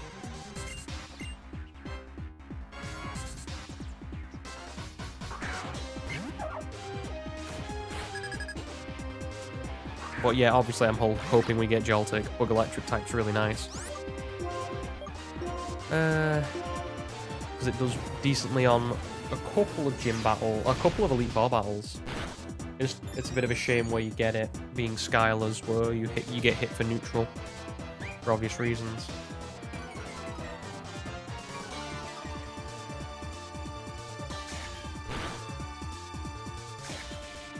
But to me, it does do well on, like, say, something like the Elite Four, where it basically because a lot of the psychic types that Caitlyn has are slow. It causes, like, because Galvantula's fairly quick and hits fairly hard. It can usually beat a lot of her team members.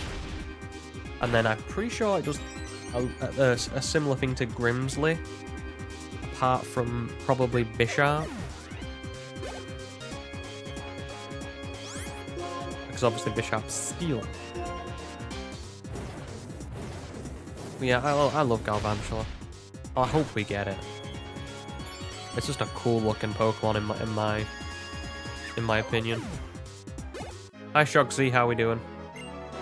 Gonna do this. Probably we're gonna do get up to Lenora again. So then we have a full video, and then I will do hopefully try and finish off that Resident Evil to the No Way Out.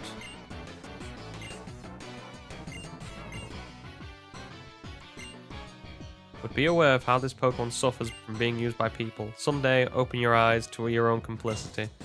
You know, that little child, she just beats the living crap out of that Pokemon. It's just, it's like, she's like Sid from Toy Story, but with the Pokemon. She just harasses them. Okay, and please give me the rock and not the bat. Close my eyes. Or I know what that sound is. Oh boy. Okay.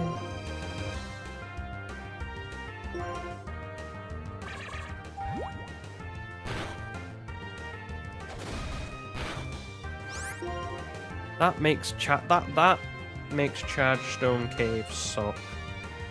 Because what we've got to do now is get a encounter from is it Mistralton Cave?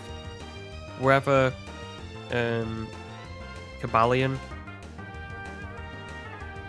is, wherever Cabalion is, that little cave to the side, before we go. Actually, no, we can't even do that because we don't get Surf yet. I think we get Surf after like Twist Mountain or something like that. So I might have to go for the whole of Chargestone Cave with repels just for the chance of getting a Joltik. This is why Woobat's a disappointment.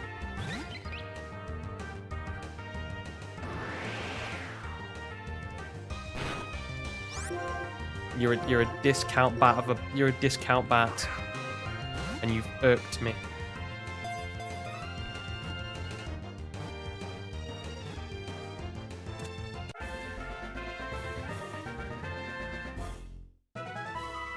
Yeah, if I get Rog and Roller, I can just go into Chargestone Cave and get my encounter right there.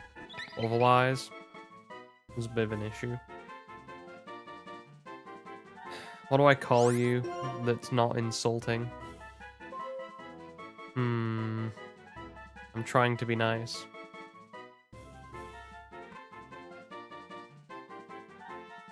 I mean, there's just... I'm trying to not be like, not Zubat.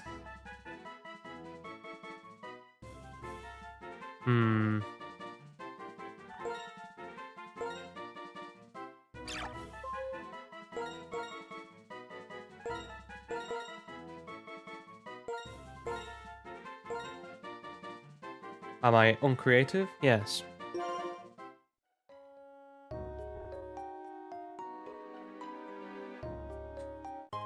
Right, we've got full heal and we've got... It's Rog and Roller now. Yep, hi. You would have been great like a few minutes ago. That'd have been fun.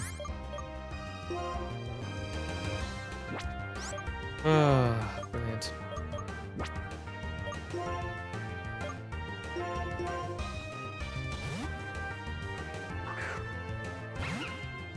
Yeah, it just really screws it.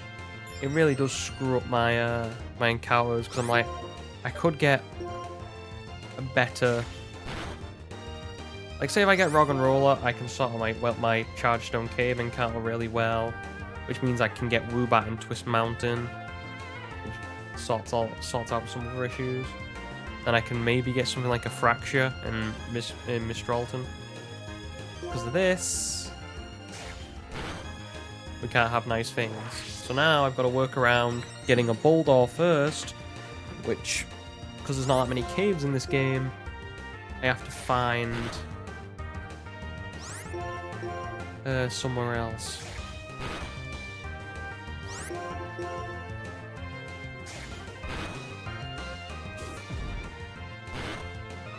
Also means we've got a harder time against the lesser, because we don't have an obvious rock counter.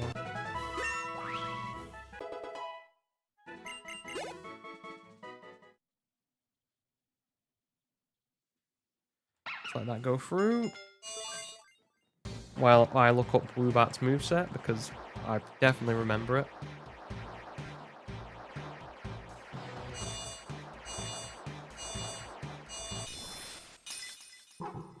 See if there's anything I can actually... See if I can redeem this bat. And make it not a doo-doo bat.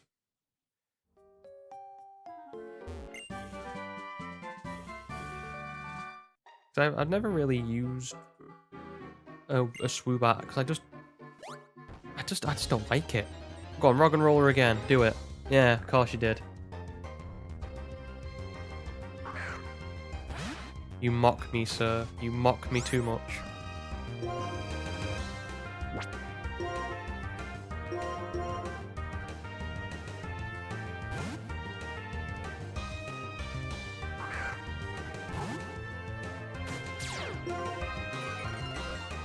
Oh, that's an awkward. That's an awkward thing as well for Swoobat. It evolves through friendship. I mean, it's not the fact I'm against it. It's just the fact of makes my job a little bit more awkward. Let's look at what type of moves it learns, and can I use this in any particular way where it'd be useful to me. It's not particularly strong. Even when evolved, it's just very quick.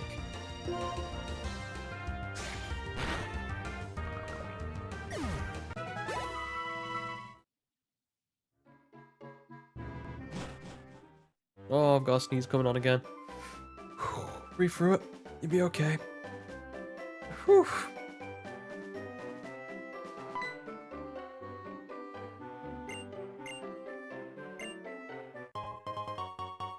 Thank you.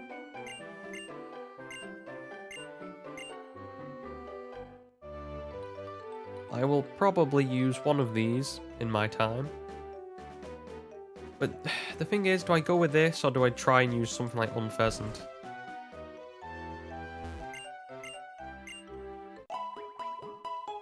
I'm just thinking out loud because I'm looking at, like, I look at Swoobat, I'm like, where Zubat has some redeeming qualities because you can turn it into Crobat, Swoobat doesn't really have those those things. It sort of just is here. So I'm umming and ahhing whether to actually attempt to level it up. And that's even worse because of its nature. Because it's special attack down, which is the only decent, because it gets special moves. I think you are going to be resting in the party for quite a little while, my friend. Well, at least we know who we're using against Lenora. Let's try and get Pignite. And hopefully a bird that works. Oh, we could get the zebra.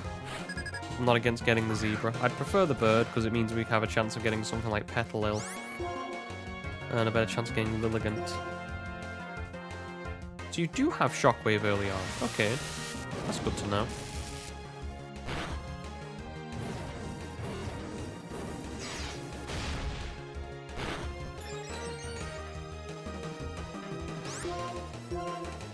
Just please, if we are going to have a Pidove, can it be the male? Can it not be the boring female? Can I have the one with the mask that looks kind of cool?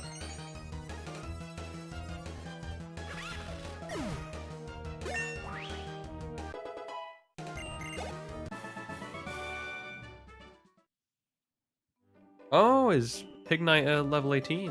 I forgot about that. Tall grass everywhere, and every now and again, 2 Pokemon will pop out at the same time. In other words, you have to be careful in darker grass. I'm heading to Nacrene City. Good for you. Good for you. I've just got an underwhelming encounter. Good for you. Oh, well, I could get an Audino, guys. Okay, let's try and... Well, guess we're getting a Blitzel. And it's a female Blitzel, so I can't even call it my Madagascar things. It's never fun. Nothing ever goes how I want it to go. It all just falls apart. Trying to think what would be the best case scenario here, actually, to do. 'Cause both of these guys are pretty powerful.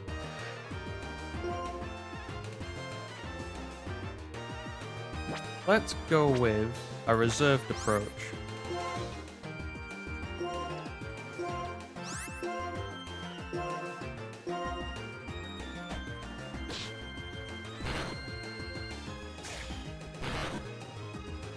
This is my reserved approach. Getting rid of the rat. On the plus side, we get to use Blitzel. Never used one of those before, I don't think. Do not use the bird or the bat. We use... Well, I was going to use the cat, but... I'm trying to think what's the best case scenario, because we're 6 levels up. If I hit him too hard and it's a crit, you know, we're in big trouble. Big trouble. I think I might Odor Sleuth here, just to break up time and get Milo in. I don't know if this thing has Thunder Shock or any other generic electric type move. I'm trying to think of a name for Blitzel now.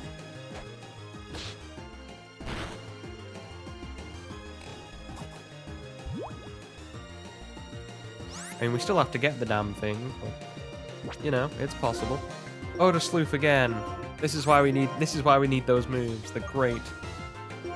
Go for cut. Mean.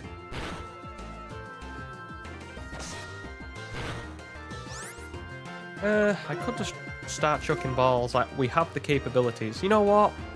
We got those heal balls off that girl. This is a female zebra. Let's use one of them.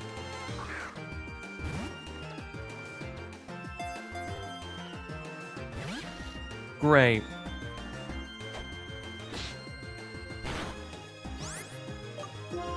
That went well. Okay, and you know, I'm gonna tail whip. Playing a dangerous game. We'll go for a scratch instead.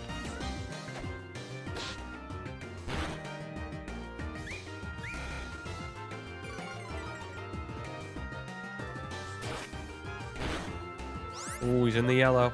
We mean business now. Come on. Get in the ball.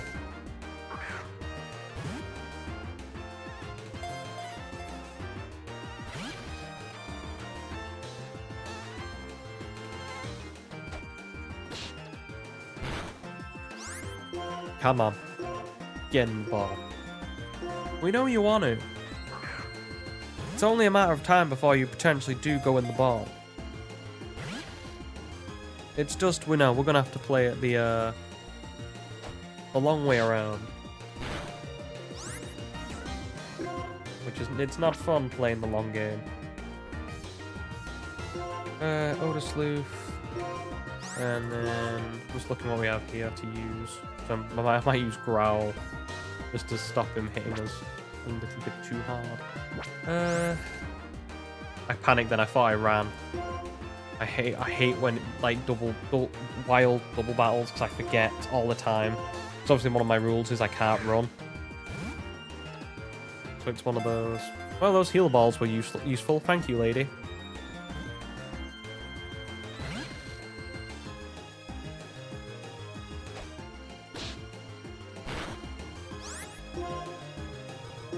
You know what? Just because I can.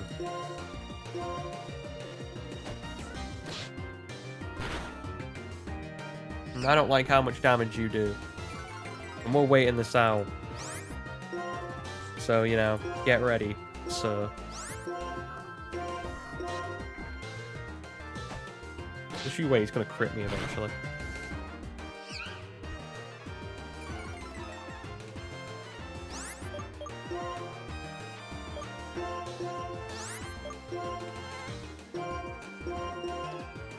It's impossible to aim without being focused. I'm literally just trading one Pokemon out for another. What do you want me to do?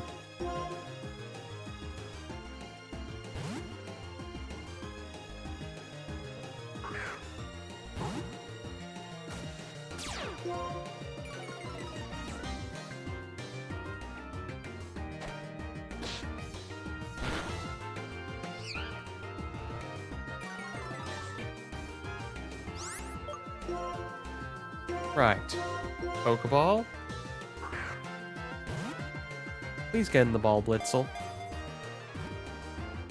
We don't have status condition moves yet. There we go. I still haven't thought of a name yet. Blitzel, the electrified Pokemon. When thunderclouds cover the sky, it will appear. It can catch lightning with its mane and store the electricity. Now, what are we going to call you? Especially because it's a female one as well, which makes it, like I said, a little bit awkward. Trying to think of a name.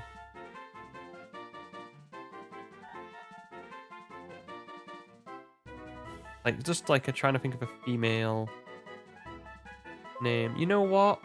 I've just been reading up on, like I've said, about Norse mythology.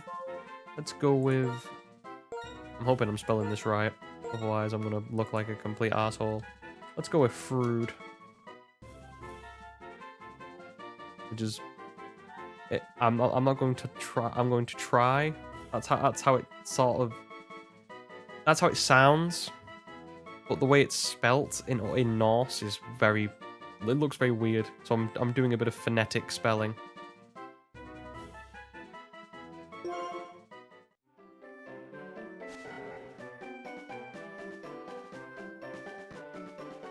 Right then.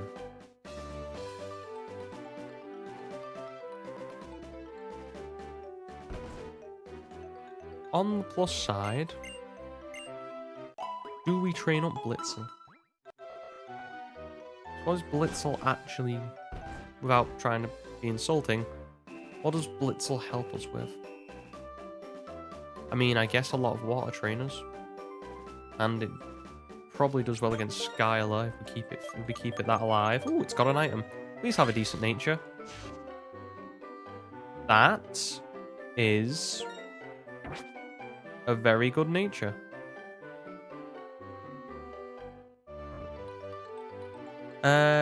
Please, was it what did you say, right? Was it Raijin? I have no idea what that is. Please, I need a little bit of what's the word?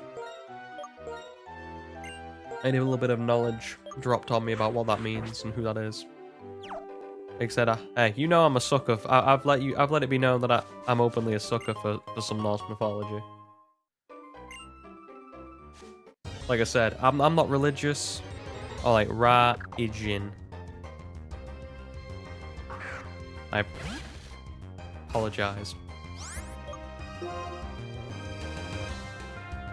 Well, if it uses Gust, it's not going to be doing much.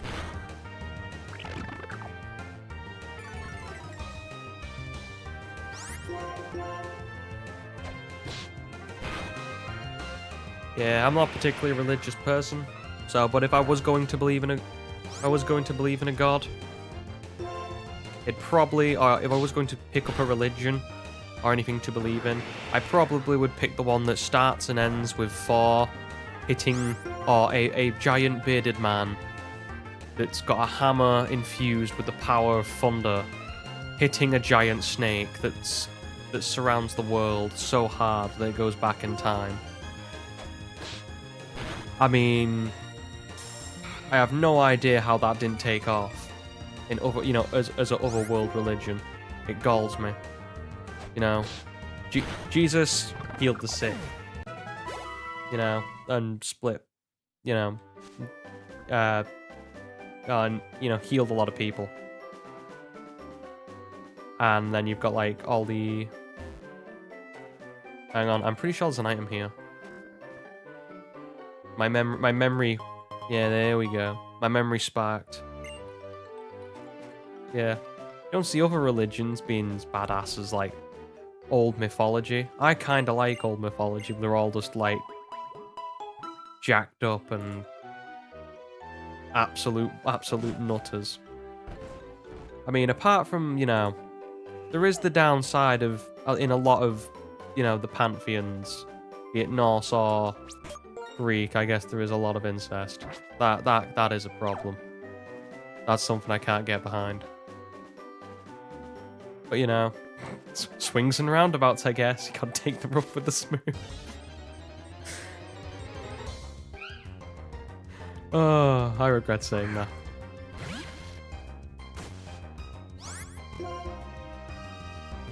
Right, let's try and get Blitzel some levels. Oh, hopefully a level so it learns a stab move.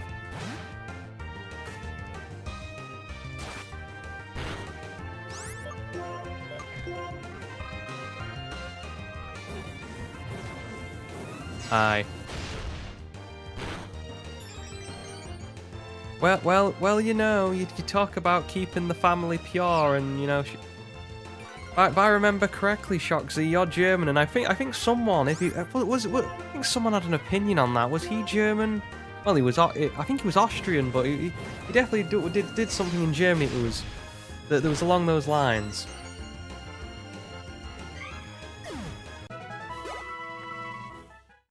And I mean, well, we're talking about the evilest people in the world. I do find it weird how the two of the biggest, just coincidental, how two of the biggest dictators and like all-time evil people in history have both come from different countries. So if you look at Hitler was born in Austria, and Stalin was originally Georgian, but yet took over Germany and Russia.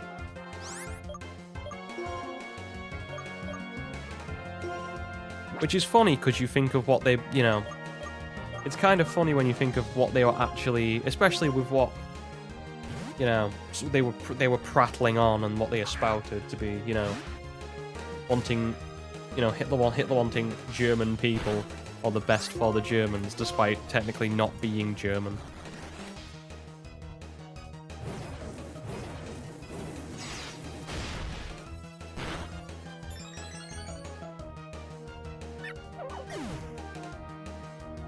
Didn't think we'd be talking about this on a Pokemon stream, but oh well, bottoms up.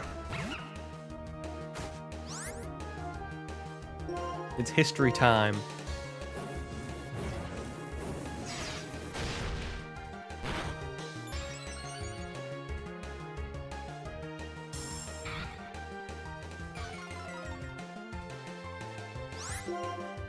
Can't wait till Pokemon make a game about Germany.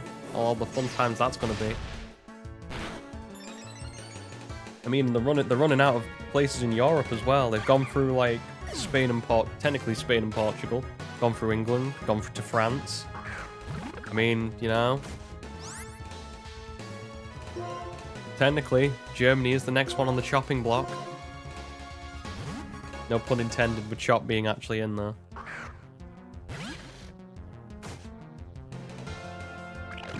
Ah.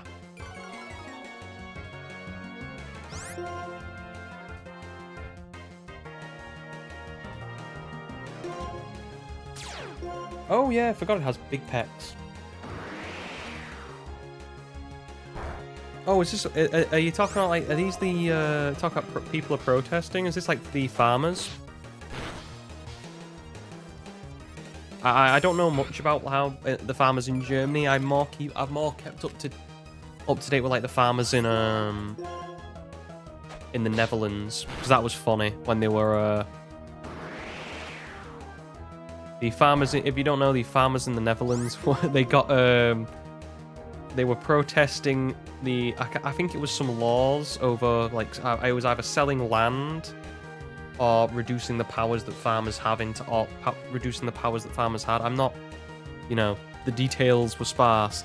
This is not the, you know, this isn't political in terms of what I tend to speak, but the funniest thing I remember from it was was one of the farmers who was a genius got like one of the machines to actually fling, I think it was fling like crap, like manure at the actual building, on the walkway where you have to go in front of it, so they had to step in it as they came out.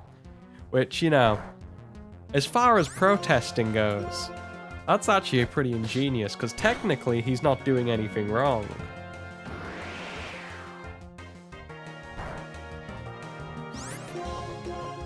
But I have a lot of thing for the farmers. I have a lot of time for people who farm. Like if I had the money, yeah, why not? Why not go farming?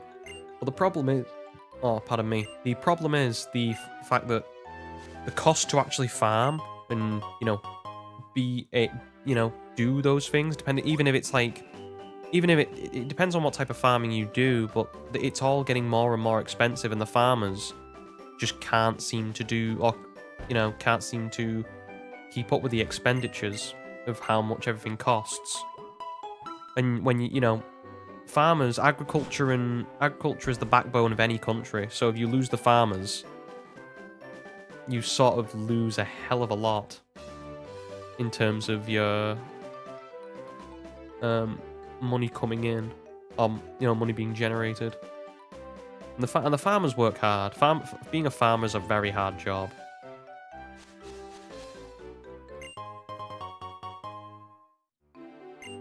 I've got a lot of time for farmers.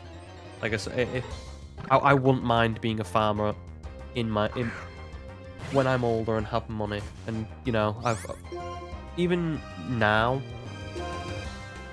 like if I was able to have my own place, and have the time to care for, like, say, animals like chickens, because, you know, be self-sustainable. Why not? Chickens will be fun. They're not that hard to actually keep as animals.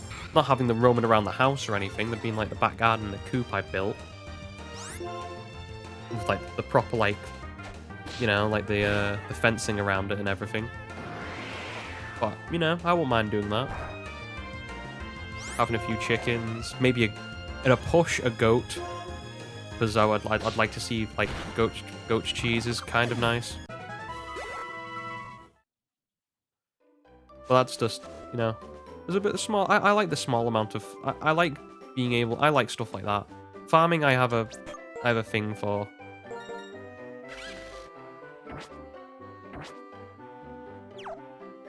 So I have time for the farmers, but it all depends on what they're protesting. I'm not going to support or be against the farmers. Unless they, you know, as long as they protest and are civil about it, I'm fine.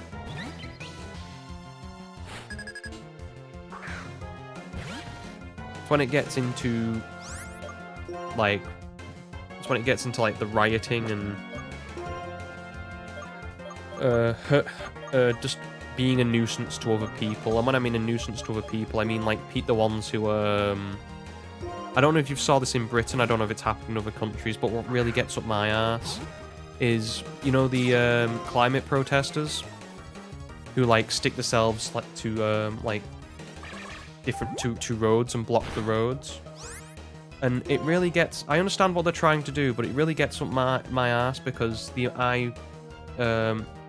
there have been, like, think of, it's not actually people, stopping people from getting to work's not gonna, you know, not gonna get people on your side. You're just going to frustrate everybody.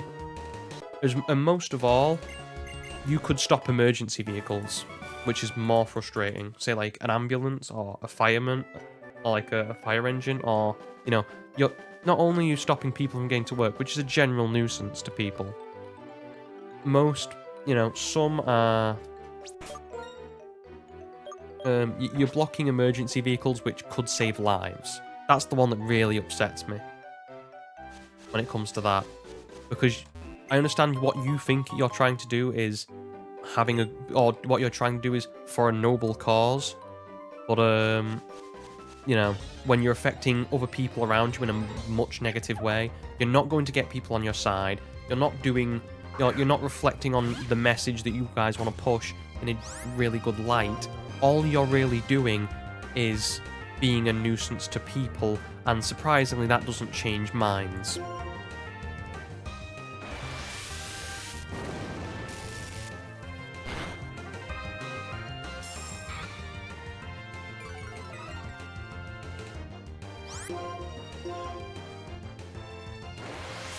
I don't like if it's it all depends. Like if it's planned, like if this has been a planned protest with like farmers and they've give people like if they've got like the, you know, and they've said, well, we're going to protest and this is going to happen on this day and this is going to happen on this day, and so then so be it. In my opinion, but just don't. Try your best to not be a nuisance to the people around you whilst also trying to push the message you want, I guess. I'm just, you know, if you want your message to be successful, try not be, you know, try not to stop other people. Because if you want you know, all it's gonna do is put your message in a negative light. That's the way I see it. If you want to change the world, you gotta change it for the better, and it turns out being an asshole is not the way to do it.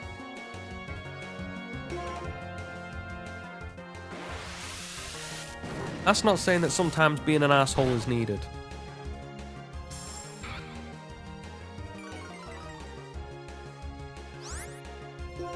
Not so. I know people. I know most situations, fair play. Sometimes, Most situations you can, you know, solve diplomatically. Sometimes you do need to put your foot down in the sand. It all depends on what it is.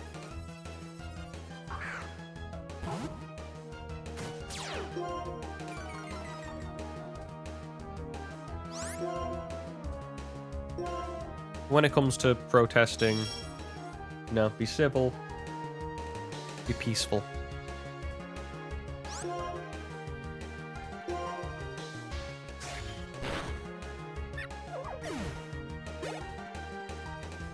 But you'd think I don't know about the see, that's the thing. I don't know much about the protests in Germany, so I couldn't tell you.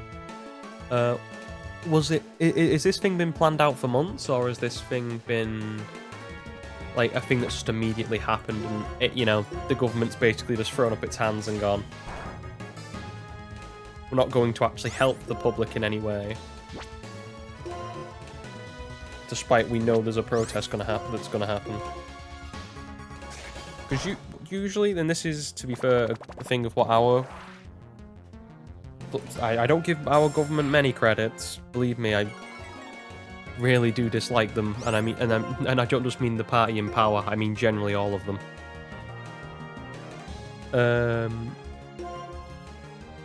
But they do tend to, when it comes to protests, they do tend to do a somewhat decent job of making sure it doesn't disrupt a lot of people, or the working day of other people. They do seem to do a decent job of that.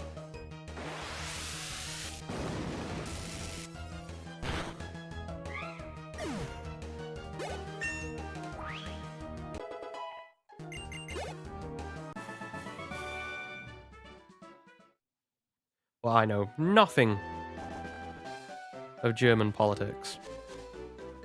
I think I know like one party, and that's only by the letters. Which is, I think it's the AfD. I think I know. Is that a German party? I think it is. Yep.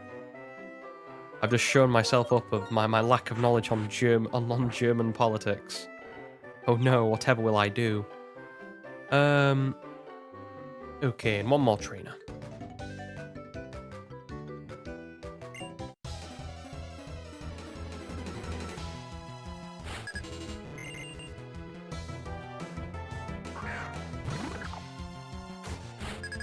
Oh, brilliant! Finally, a Pokemon I can actually win. Oh, sorry about that. See, I don't know the parties over there, so you know. Like I said, I don't want to. I don't particularly care about getting political. I just want to have a nice, fun time. I'm just saying what I know, not my opinion on anything political. The fun thing about also having Shockwave is Rock and Roller gets hit by it, because its special defense sucks. We can do that. Yeah. I know from history, like, just because I did history, I know more, like, this shows you the knowledge. I know more German parties that were in the 1930s than today. Just because I studied 1920s, 1920s to 30s Germany for history. So you had to learn about the stuff like the Reichstag fire, and since we're talking about the mustached man, his rise to power and like how he elevated himself to like chancellor and then how he got ahead. Stuff like that. That's the one thing I'll say about the schooling system over here in Britain. Like our history for what we did was great. We did like I think like the first couple of years were kind of sucked, but when we got into doing like an actual GCSE in it, it was like you got to learn about the civil rights in America, so like Martin Luther King, Malcolm X, stuff like that. You got to learn about Hitler's Germany, which was kind of cool. Learn about like how Germany came out of the war, or the First World War, and how it rebuilt going into the Second. I mean, I just find that like all like the Like the slow progression of how it morphed into what Germany became in the 30s. Like all that like, you know, the chaos that arised from it. That's what I find interesting, and like you can see the games being played and the chess pieces being moved by so many different people at the time. And then what else did we do? We did, oh yeah, 1920s America, so like learned about Al Capone and bootlegging and prohibition.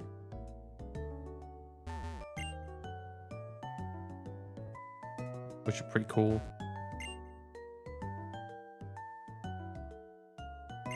Yeah, let's not.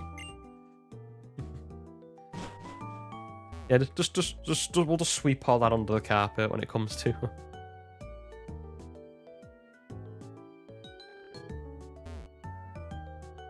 Yeah, I don't know how, like,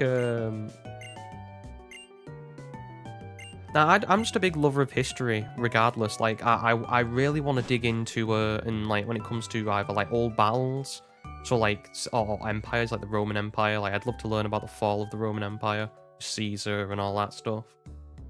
Also, and then, like, sorry, in addition, I'd talk about Caesar and all that stuff, and then, like, even, like, something like the Civil War. I love learning about stuff like the American Civil War. Have you got anything for me? Nope, you sell utter rubbish. I just like learning about history because it's so interesting just to see, like, the different, you know, the different people that play out and the little, like, how just little things have a massive impact at certain points in history. Like, I've been, like I've said, like, this is why I like learning about all history. It's always been fun for me just learning about things like that. It's just beautiful. Like, to look at history and because you see, like, you see patterns. It's really weird. Like, when they say history doesn't repeat itself, it rhymes. It's very true. Because you can go, like, 2,000 years before and see a similar situation that's happened under similar circumstances. But you obviously... which thing did I choose? I chose Tepig. You have Tepig, yes. Give me the charcoal, please.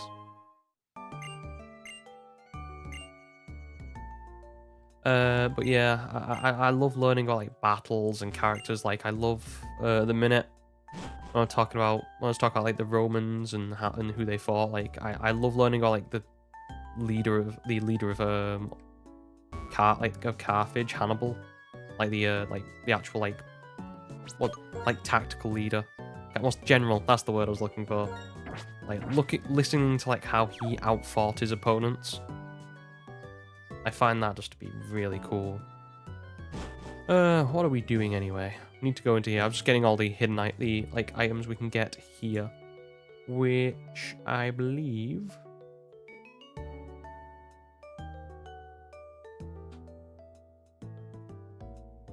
Come on, work with me. I think, is there anything in here? I'm just trying to look up Nakarine City if we've missed out on anything important.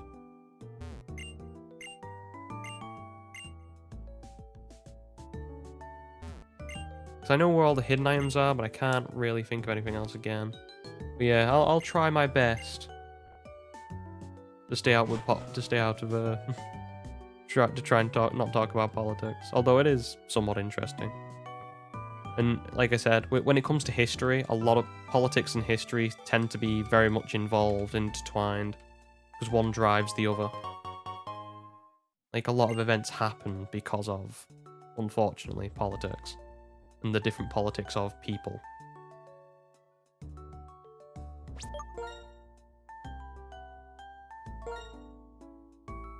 Trying to think what thingy leads with N. And do I go straight into it?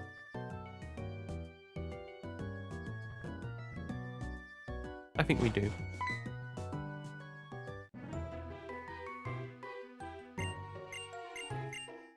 Do I feel the same of whatever you've just said? Yes.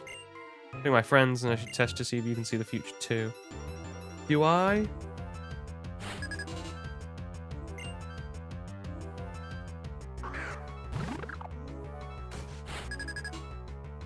Ah, well.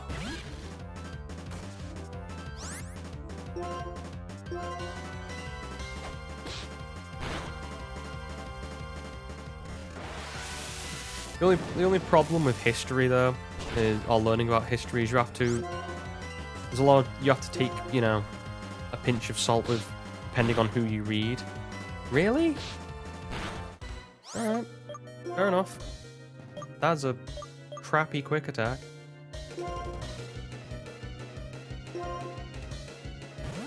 The only thing with history is, because history... Again, another very prompt quote is, history is written by the victors.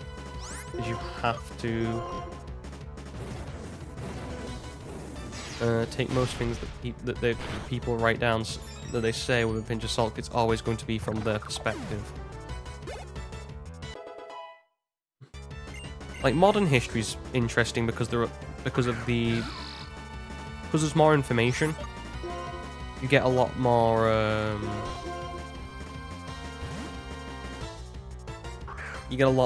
like differing viewpoints. So you tend, if you look up enough, you tend to come up with the, you know, either an opinion that is either that's probably at least well founded, even if it is incorrect. And you at least know most of the events.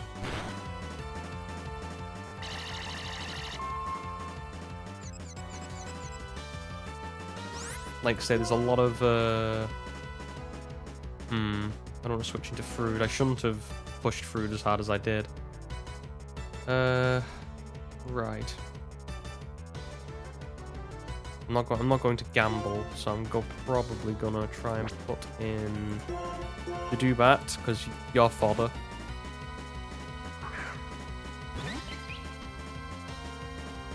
And you're gonna take this big old L for us. Well, yes you did, really. Good call, me.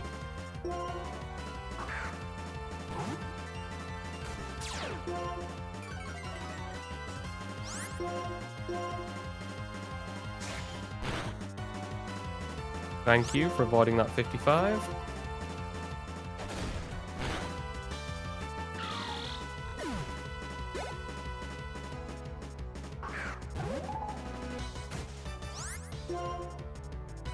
Right then. Well, let's try not lose any more team members.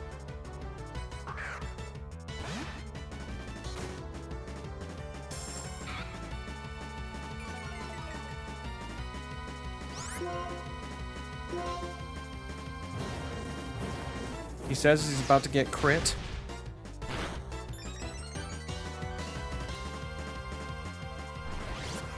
Well, in for a penny, in for a pound.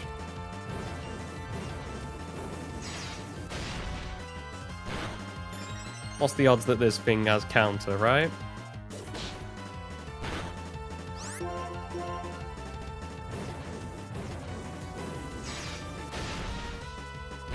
There we go. Well, apart from losing the Pokemon we didn't want to actually use, I think that went rather well. Only problem is, we've got to make sure Chop stays alive, as he's probably, again, the only one who can take down Berg. Oh, level 17. That's a weird level for a starter evolution.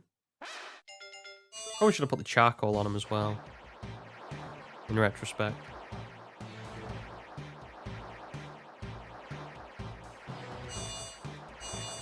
Yeah, Germany where it's like...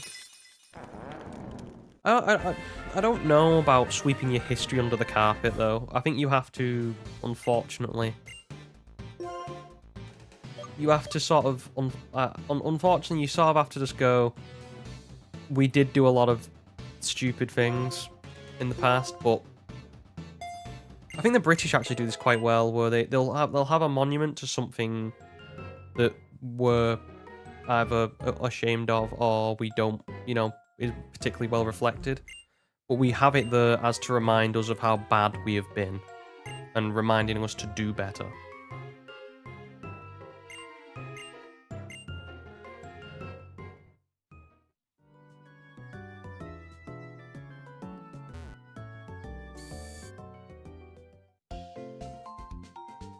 You know, you can't just be like, the country's always been great. You have to remember the bad times as well.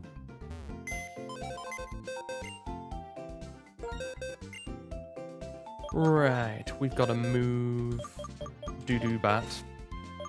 At some point, I will get a team of 6. It's just going to take us a while. Because of, you know, stupidity from me a little. Yeah, it's just stupidity from me. That doesn't need to be elaborated on. Good thing is we can get work up now on Pig Night.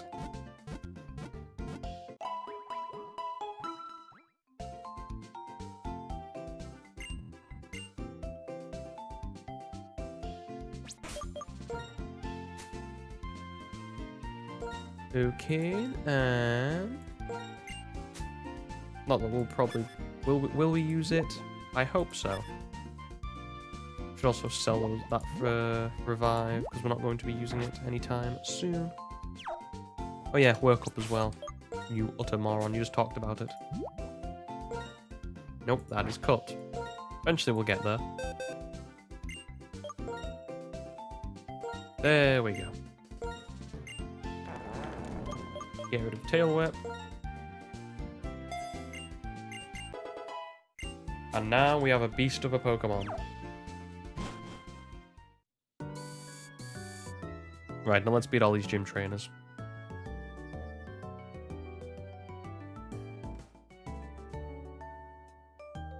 And there's the Dragonite statue. Oh well, skeleton, not a statue. I mean, it could be fake. Who knows? Wait, your name is Hawes? Okay, fair play. I didn't know that. Good to know. Parents really didn't like him. There's a theory that it had an ancient... There's a theory that it had an accident, sorry, if I said ancient, while it was flying around the world and so it became a fossil. Well, I guess it could have happened, you know, Dragonite smashing into a mountainside. Rock looks amazing, it's a meteorite, it's some kind of energy from space. I'm assuming we can use it with Deoxys, maybe. Oh, this is just an ordinary old stone. It was found near the desert, but other than that, it's the fact that it's old, it doesn't seem to have any value. Only displayed because it's rather pretty to look at.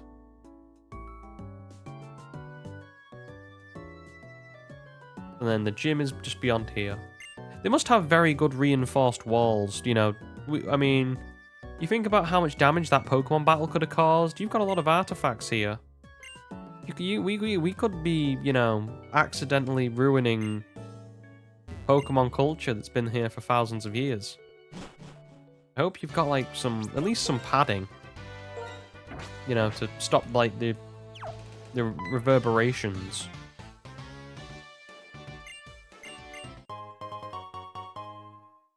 You know, assuming that Lenora's I'm assuming a gym leader is probably like it's probably a very it's probably a job that, you know, you go through so many trainers in a day.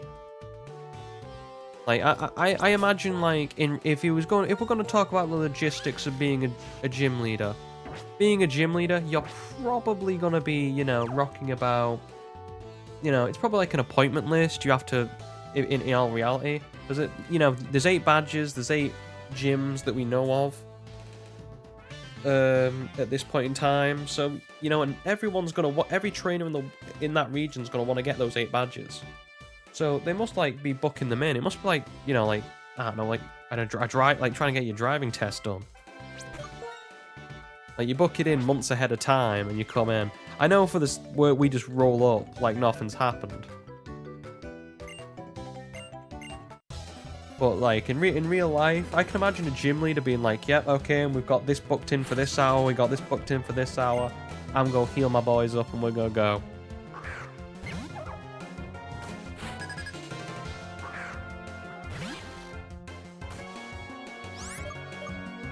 Okay, well, I am severely outmatched.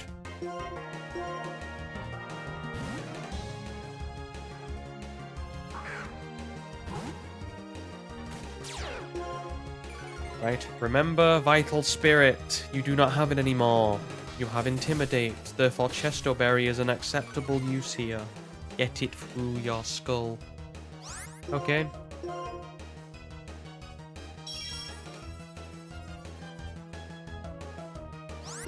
So, the level cap is 18.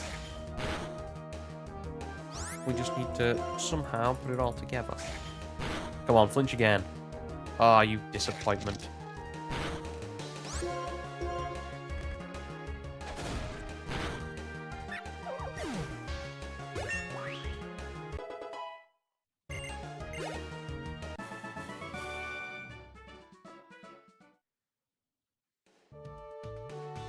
Nice to meet you. Pokemon's here, right? Yeah. It's a fairy tale about a little boy who met a Pokemon for the first time in his life. It was a small brown Pokemon. Memo between these pages, Pokemon trainers, I'm Lenora. Four memos are hidden in this library. Each of them has a question. Can you solve the questions and come find me? Now for the first question. What is the first Pokemon you met in this gym? The hint is on a bookshelf in the middle row. Now try and find it. I didn't go through this the first time, I thought I may as well. It's a bookshelf for Pokemon, Biology of Patrat. It describes the biology of Patrat. They communicate with each other by movement of their tails. I think that's actually how... I think that's similar to, what are they called? What's Timon in, The Lion King? Meerkats. I'm pretty sure that's what meerkats do a little bit as well. Patrat raises its tail when it sees an enemy. I think a lot of animals do that now that I think about it. But I just remember, like, meerkats, because obviously Patrat has a resemblance towards them. As I thought, the question was easy. Now time for the second one. The flame burns inside its body, and when it gives off smoke from its head while it runs. The hint, someone may be reading it. As we know from previously, it's this lady here. As we know previously, sorry, it's this lady here. I'm like, do I level up Fruit, or do I try and just go straight? You're the one with the Herdier, if I recall correctly, right? See, do you find the memo and come to look for this book? Was the memo say flame burns inside its body and gives off smoke from its head while it runs? I didn't read a book called The Structure of a Locomotive. Yes, because that's the way a train works. I miss old trains. I used to be a massive Thomas the Tank Engine fan when I was younger. I used to go around my auntie's and she used to have like all the actual all the different trains from Thomas the Tank, metal, like, and they were like, you know, metal as well. They were really well made. Before that, to be great for my research, we had a Pokemon battle.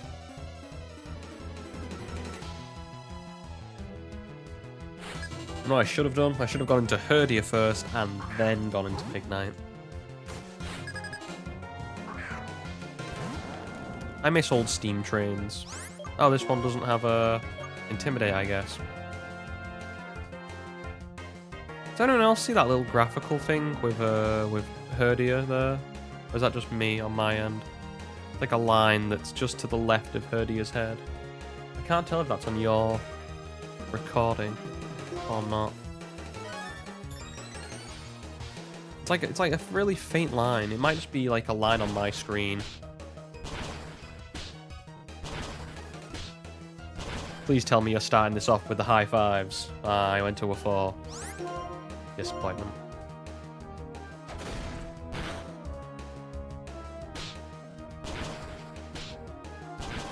Get slapped.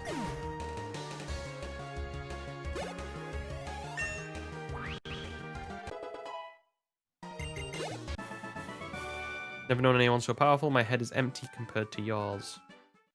Well... you know, big-brained me, I guess. Turn a book to the shelf after reading. That's the rule when you read a book. Apart from if you're in a library and you're taking it out. I mean, either that or you're calling me a thief. Which I don't care for. Flame burns inside its body and it gives off smoke from its head while it runs by using steam power. Well, steam power... yeah, because red and cold. Yeah, okay, never mind. I'm just going to shut up. It's impressive, you found this place. That's what I expect from a challenger like you. Now for the third question, you heat it up in a pot and is delicious. What is it? I guess they give... I mean, you don't need to know the actual answers to these, but it's nice they dropped in the thing of poffins.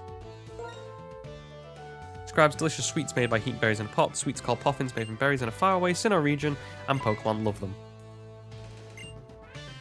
Did you manage to get here without being tricked by the questions? Now's the last question for the bookshelf. Move 2 backward, 1 to the left, 2 forward, 1 to the right, and 1 backward. Now where is it? Find it by yourself. I wonder if it's the only other thing that we've not been to yet. Process of elimination, ladies and gentlemen.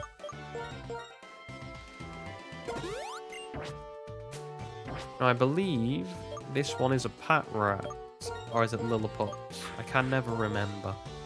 I'm sort of umming and ahhing over which team member we go into. Let's try and get them both to level 18 and we'll edge them up on the trainers while also leveling up Frood. I think that's probably the best. Yes. Oh, stretch. Oh.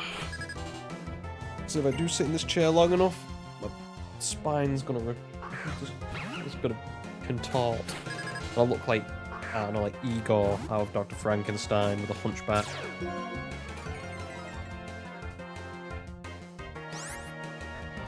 Right.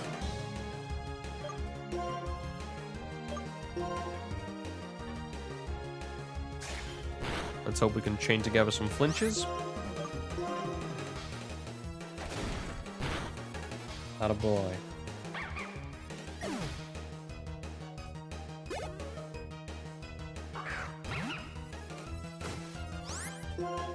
Same again, please. Attaboy. Or attagirl, I should say.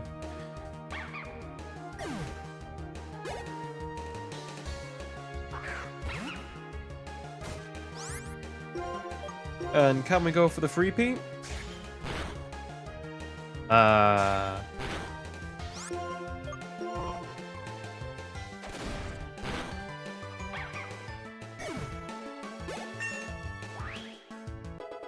Okay. Well, there's all the trainers done. So we're going to read the last book and then go into Pinwheel Forest. Biologic Tepig.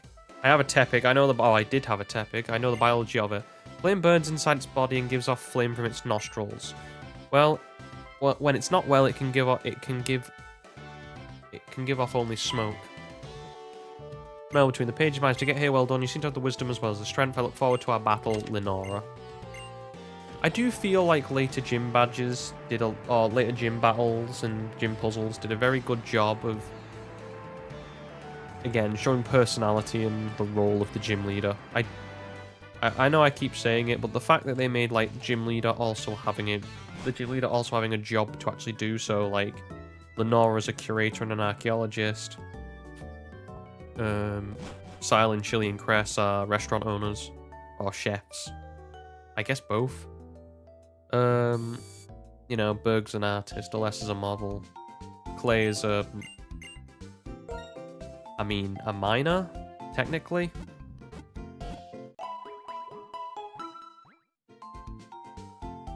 And then you've got, like, Skylar's a pilot. I don't know, there's something to it where I really like how all the gyms are. Like, they're not just, say, like, the old gyms in Pokemon where they're just an actual gym. Or they're just a place that says Pokemon Gym. I really appreciate the fact that they went to that extra detail of adding, like, a world building and be like, yeah, this is what they do in, you know, when they're not being a gym leader.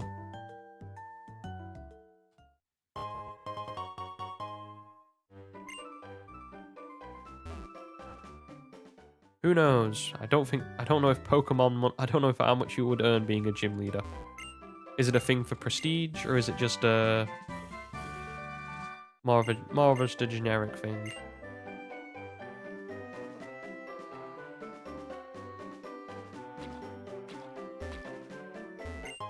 Right, now we do not want to get an encounter here at all. We want to go and get our encounter from Pinwheel Forest from the inside rather than the out. So we'll fight this lady. I don't know how many repels I've got on me right now. If we need more, I'll go get more. We've got a couple of trainers to deal with though. Hopefully, though, we can, with the use of Frood, we can level a couple of them up. Or at least edge these two guys. Which also means I don't have to edit it, which is fun. Because all I have done for the past few days is keep continuously edit. Like, every stream. Because for some reason, every stream's broken up. Don't get me wrong, editing can be fun. What moves do we have that's the same? Tackle? I don't think Moona's rock can take down.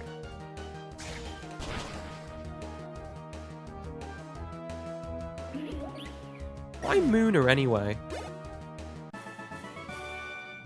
You'd think that the nurse would have Ardino. Or some healing Pokemon. Even like, I know I've just basically called Swoobat a disgrace to all Pokemon at all times. But even Swoobat, it's got a little heart, would make more sense in theory than Moona. Moona doesn't really aid, does it? Am I just missing out on the Moona lore that everyone knows about?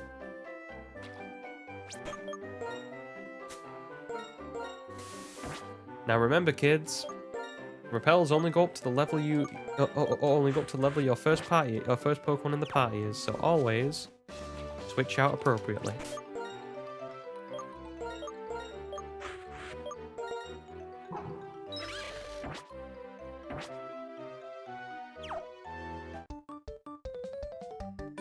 Okay, child, who have you got?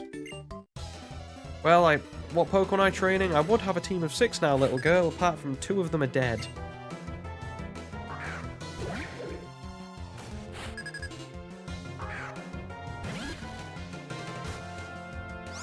I think you're just grass, right? Well, when it calls for it. And plus, grass type give a lot of EXP off, and I know there's those 2 fighting types up there, so we want to hold off.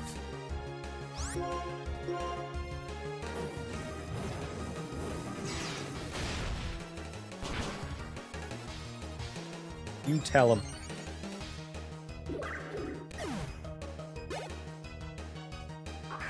Yep. When I said about edging, they really did not think it would be that little EXP, but okay, that's fine. That works. I think, can we go in on that straight part of Pinwheel Forest? Like the bit that, you know, if you don't want to do the whole rigmarole with Team Plasma, you wouldn't have to, and it's just a straight shot. I can never remember if you can go down that straight path, because there's more trainers there, if you don't know. This is for my buddy Frood. She needs to earn the right to wield that hammer. Frood, if you don't know, is the daughter of Thor.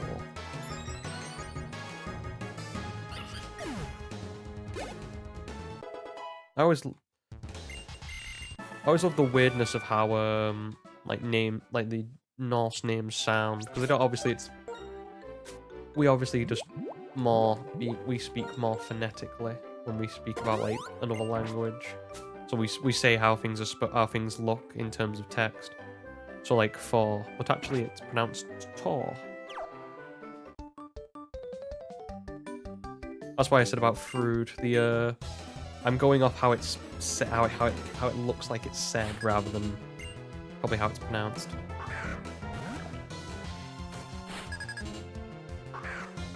Okay, and Rock and Roller. I can't remember if this guy has Mud Slap or not, so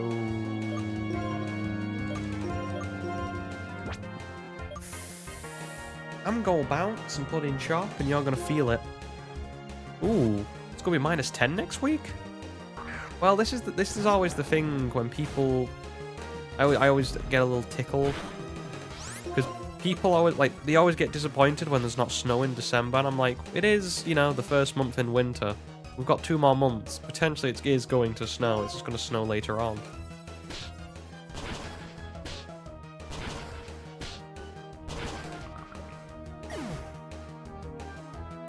Well, I don't know what it's going to be like around here. I assume if it's -10 where you are, it's going to be it's probably going to be slightly colder where I am, being in Britain, where we have the best weather of all time, undisputed. It's gonna be sunshine and rainbows every single day. Don't know.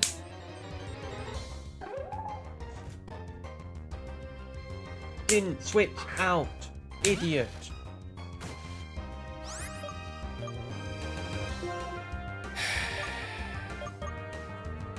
Head full of wood, ladies and gentlemen. Head full of wood.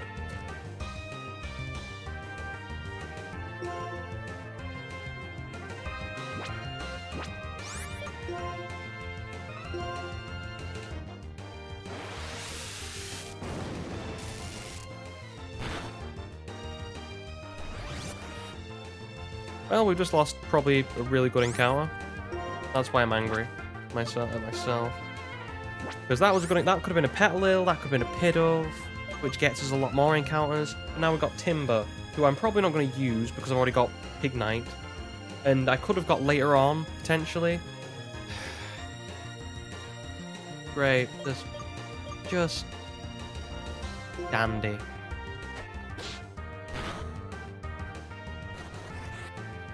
You utter incompetent.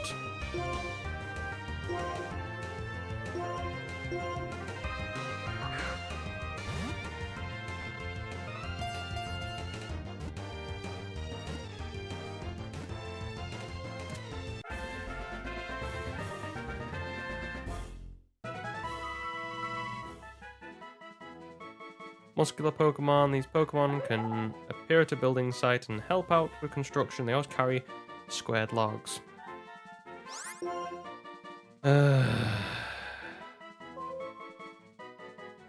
What do I call him? Apart from, because I'm trying to be nice. It's gonna be his name for probably the rest of the game. I'm not gonna lie. I wanted a Suwaddle. I wanted a Petalil. I was settled for a Pidove. And this man has ruined it. Well, I mean him, I mean me. Because I'm stupid.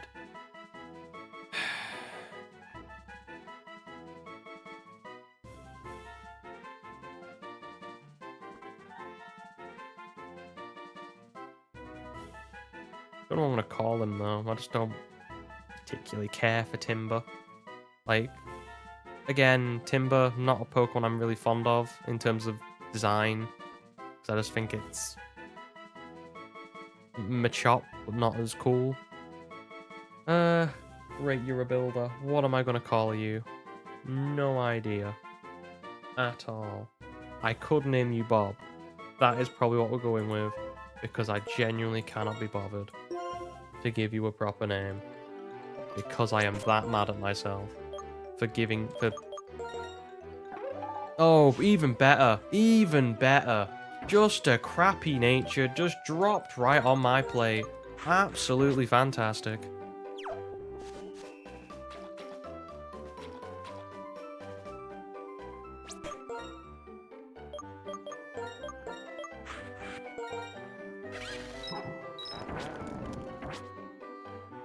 Well, I should put them. You know what? I should get rid of that Nuzlocke for my that Nuzlocke text down below. I should just have like a mistake counter and see how many stupid errors that I'll make due to my own incompetence.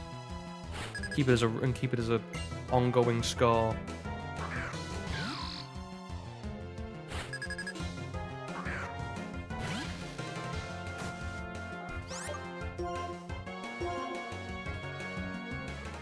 The annoying thing is, I literally said it like 5-10 minutes before.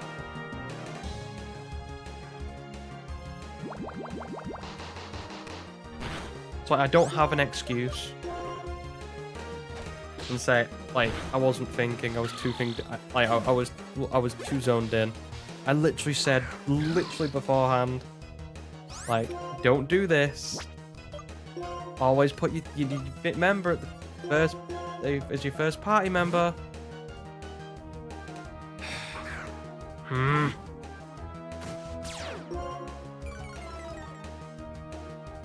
It's just because Timber's a waste of an encounter for me.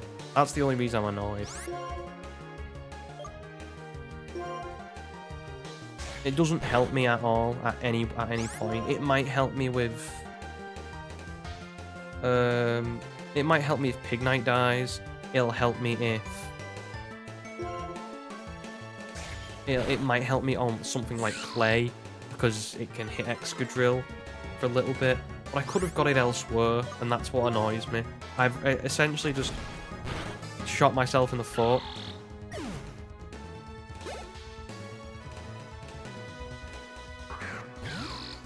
For no reason. There's no benefit.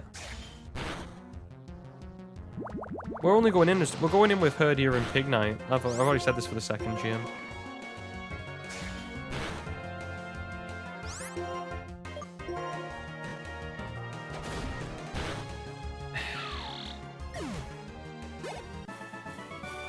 Really wanted a grass type.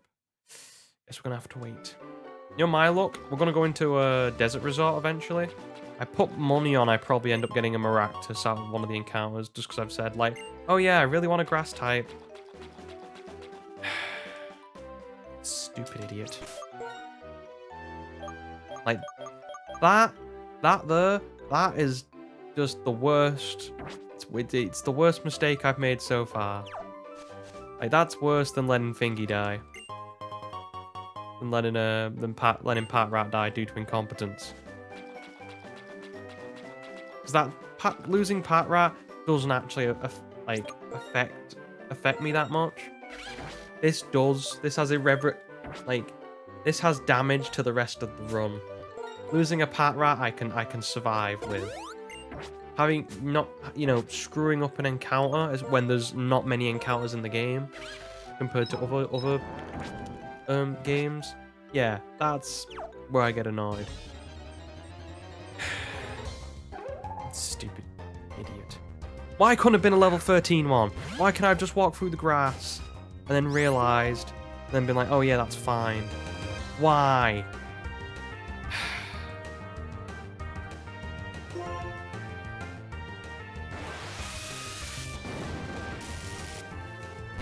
Because I'm a moron, that's why.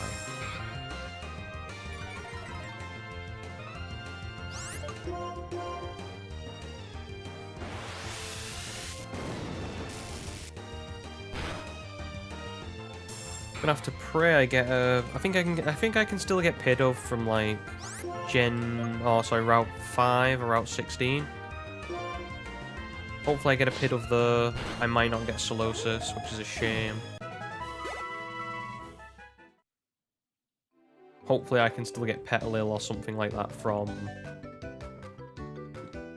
Lost Lawn Forest. It just frustrates me because it's such a stupid mistake as well.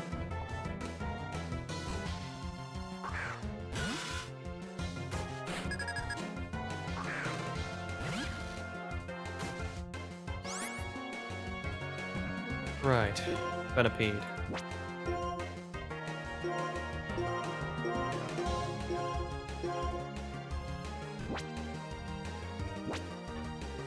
Well, may as well.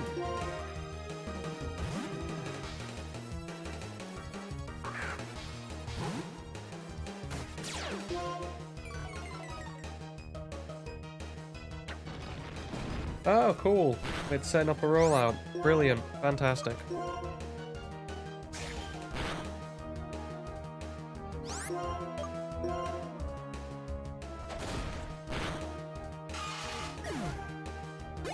I would have even taken a Venipede over a Timber, genuinely. Like, that's probably one of the worst things you can get in Pinwheel Forest. I've never really used Charge.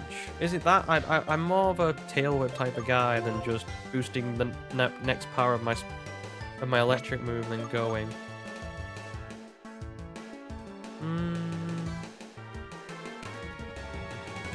I'm keeping Thunderwave anyway. That's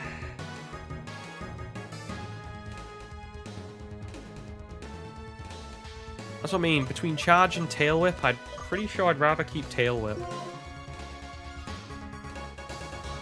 It's like deciding between which is, out of two things that you don't really care about, which one's a kick in the dick, or, just a few punches in the face. Which one would you rather have? Both hurt, but, they both have the sort of slight upsides. Hmm.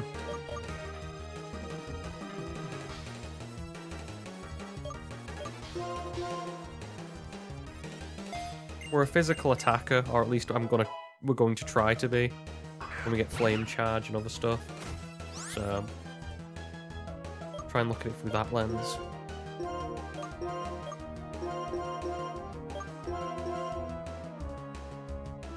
Wow, True does have pitiful defenses.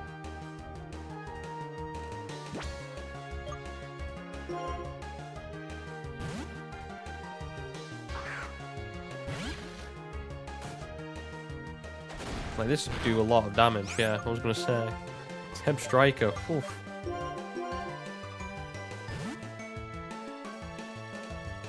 I'm hoping you get a bit more beefy, bucko.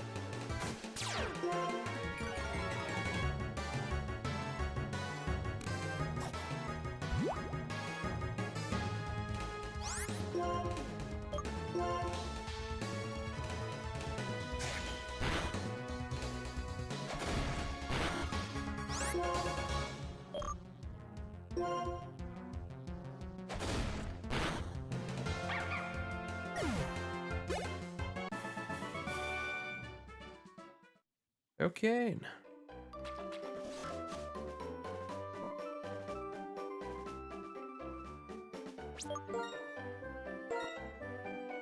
Right.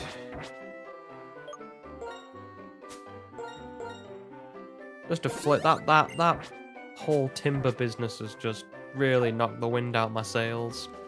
Let's wait for this lady to come up.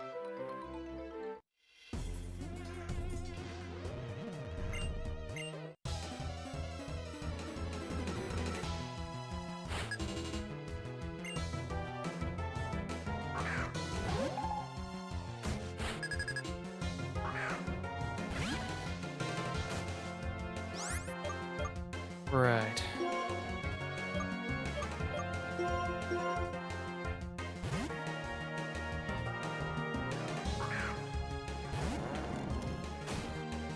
Let's go.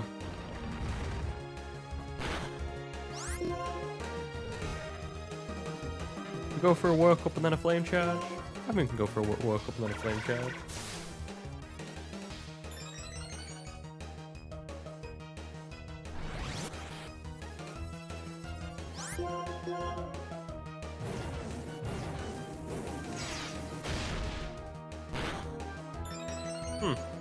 Well, let's hope you don't have counter.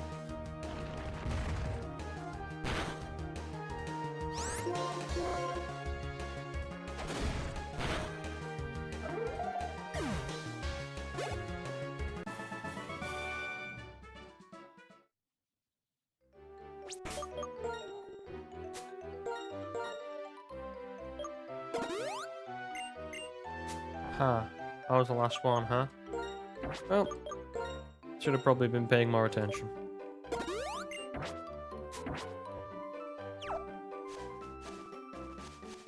That should be the tagline for this whole run, actually. Probably should have been paying more attention.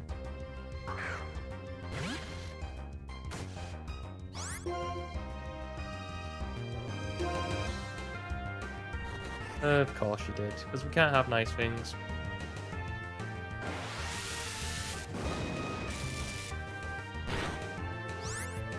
Well,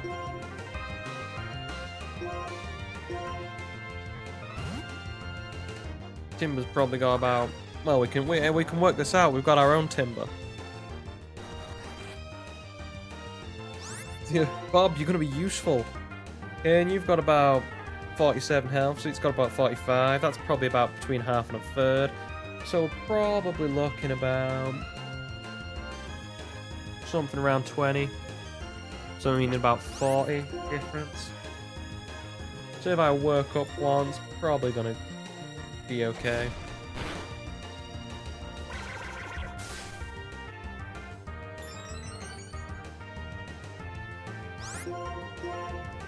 Hate Pokemon that can learn Bide. Stupid moon.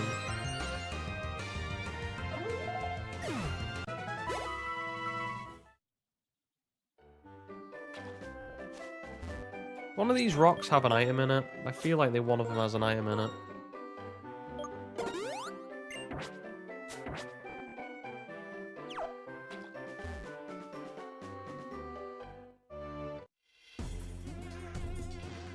Hi.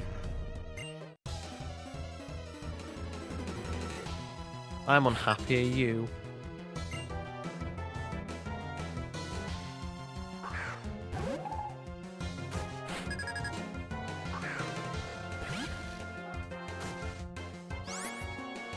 Okay.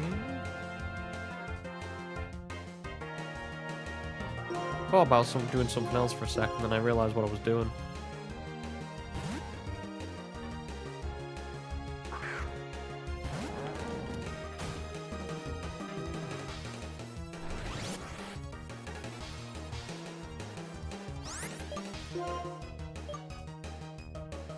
Well then, we could go for the arm thrust, or we could just go straight for the flame charge. Since last time it didn't kill, we know it's going to two-shot, so we may as well.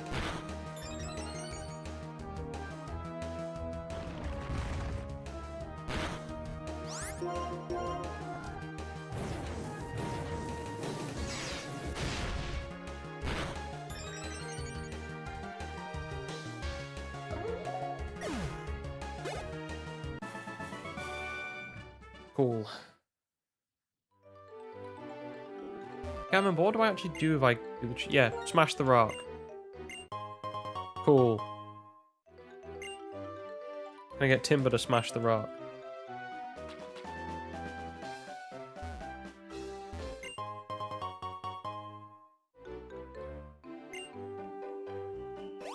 Well, we got money at least.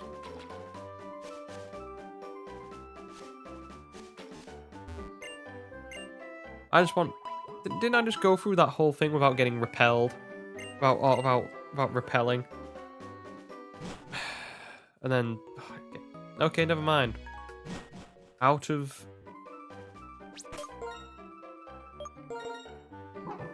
chances. Well, they're probably leveled up enough. It's fine. Let's go try and beat Lenora this time.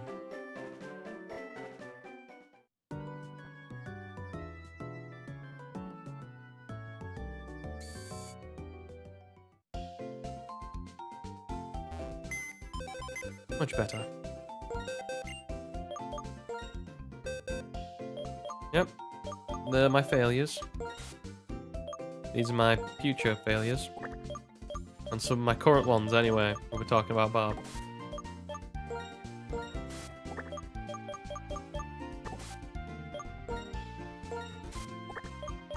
Oh, it's not gonna be fun. Like, what? I plan everything meticulously, and my own stupidity screws everything up every goddamn time. I forgot I want to sell some stuff as well. To get some other stuff. Revive, don't need that. I'll keep everything else here. Star piece. And I know I can't sell the mushroom yet. May as well. Great balls, since we were running out of generic balls. Go for a super potion, go with 9. I like round numbers. And I think that'll be good for now. Now the real question is, do we go with both? Do we go both Chesto, or do we go both with or do we go Oran Chesto, or do we go both with Oran? Obvious answer is that's both Oran and be stupid. So it's either do I try and hope we can win the HP battle, or do we go in with just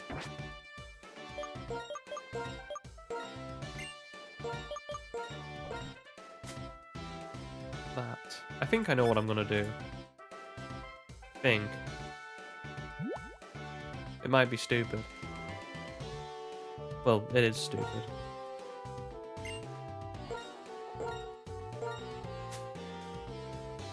I might the Oran strategy might actually work, provided on one thing for what I'm about to do. This is probably the strategy that I'm probably going to be using. Oh, that's weird. That graphics.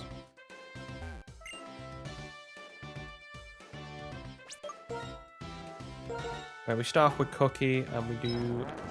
I think I know what I'm going to do. It is cheap, but it works. Well, works. It's in parentheses.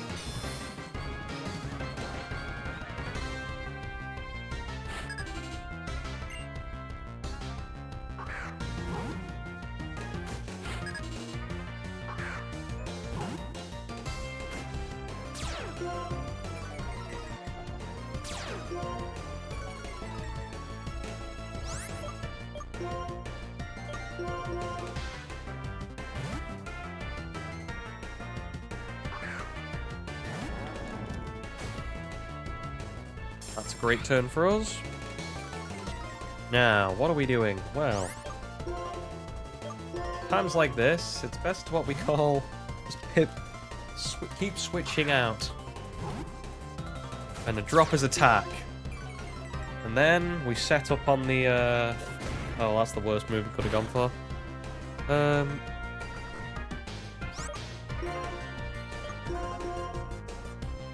What we're going to do is keep switching out, keep dropping that attack, and then we'll flame charge once. That's bad.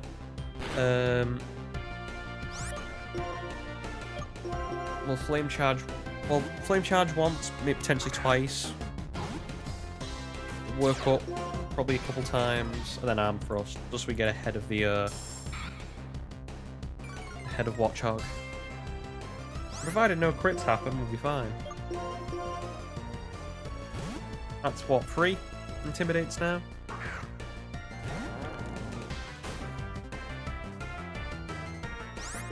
He's probably enough, right? Probably. That's the only problem. He has Leah, so anything. We're basically playing a dangerous game every time. I was hoping he'd go for hitting me with some damage.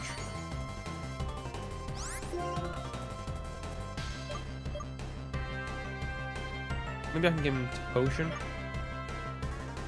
with a tackle, something like that. He's kind of clever.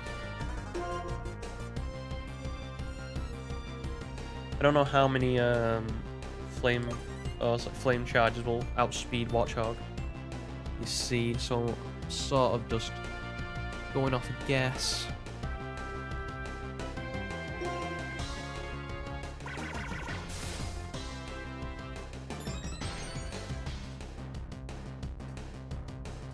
Well, they keep having turns like that, I'm completely fine.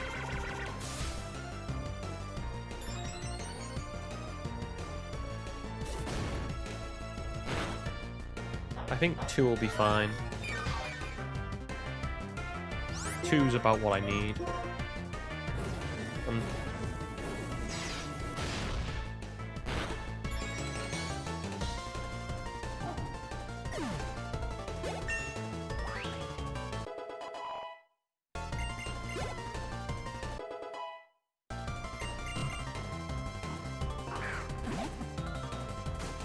Just with the level difference there, I think we should be faster now to do this. And actually do enough damage. And it's easy when you can just set up on trainers. Gotta be careful with shot, by the way. Level 21's the new level cap. To learn smog. Get out of here.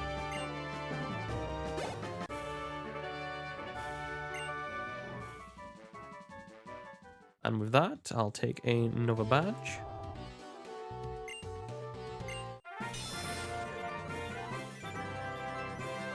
Can't wait for someone to actually, you know, redraw these in like a nice art style.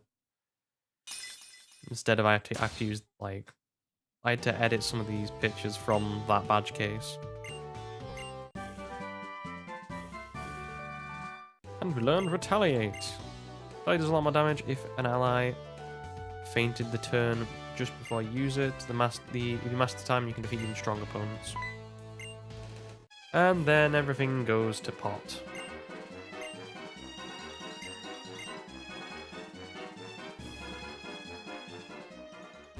What's behind here? Anything good? Oh well, let's have to check. You know what? I think we shall after just beating that, we'll leave it here and come back next time, having defeated the second gym leader and made some rather silly mistakes. So for now, people on YouTube, BitChute, and Rumble, I want to thank you guys for watching. This will stream live on Twitch if you ever want to watch live and interact like I have been doing today. You're more than welcome to. There should be a link in the description to the Twitch channel, as well as every other platform you can watch me on. And I thank you guys for watching one final time, and bye-bye.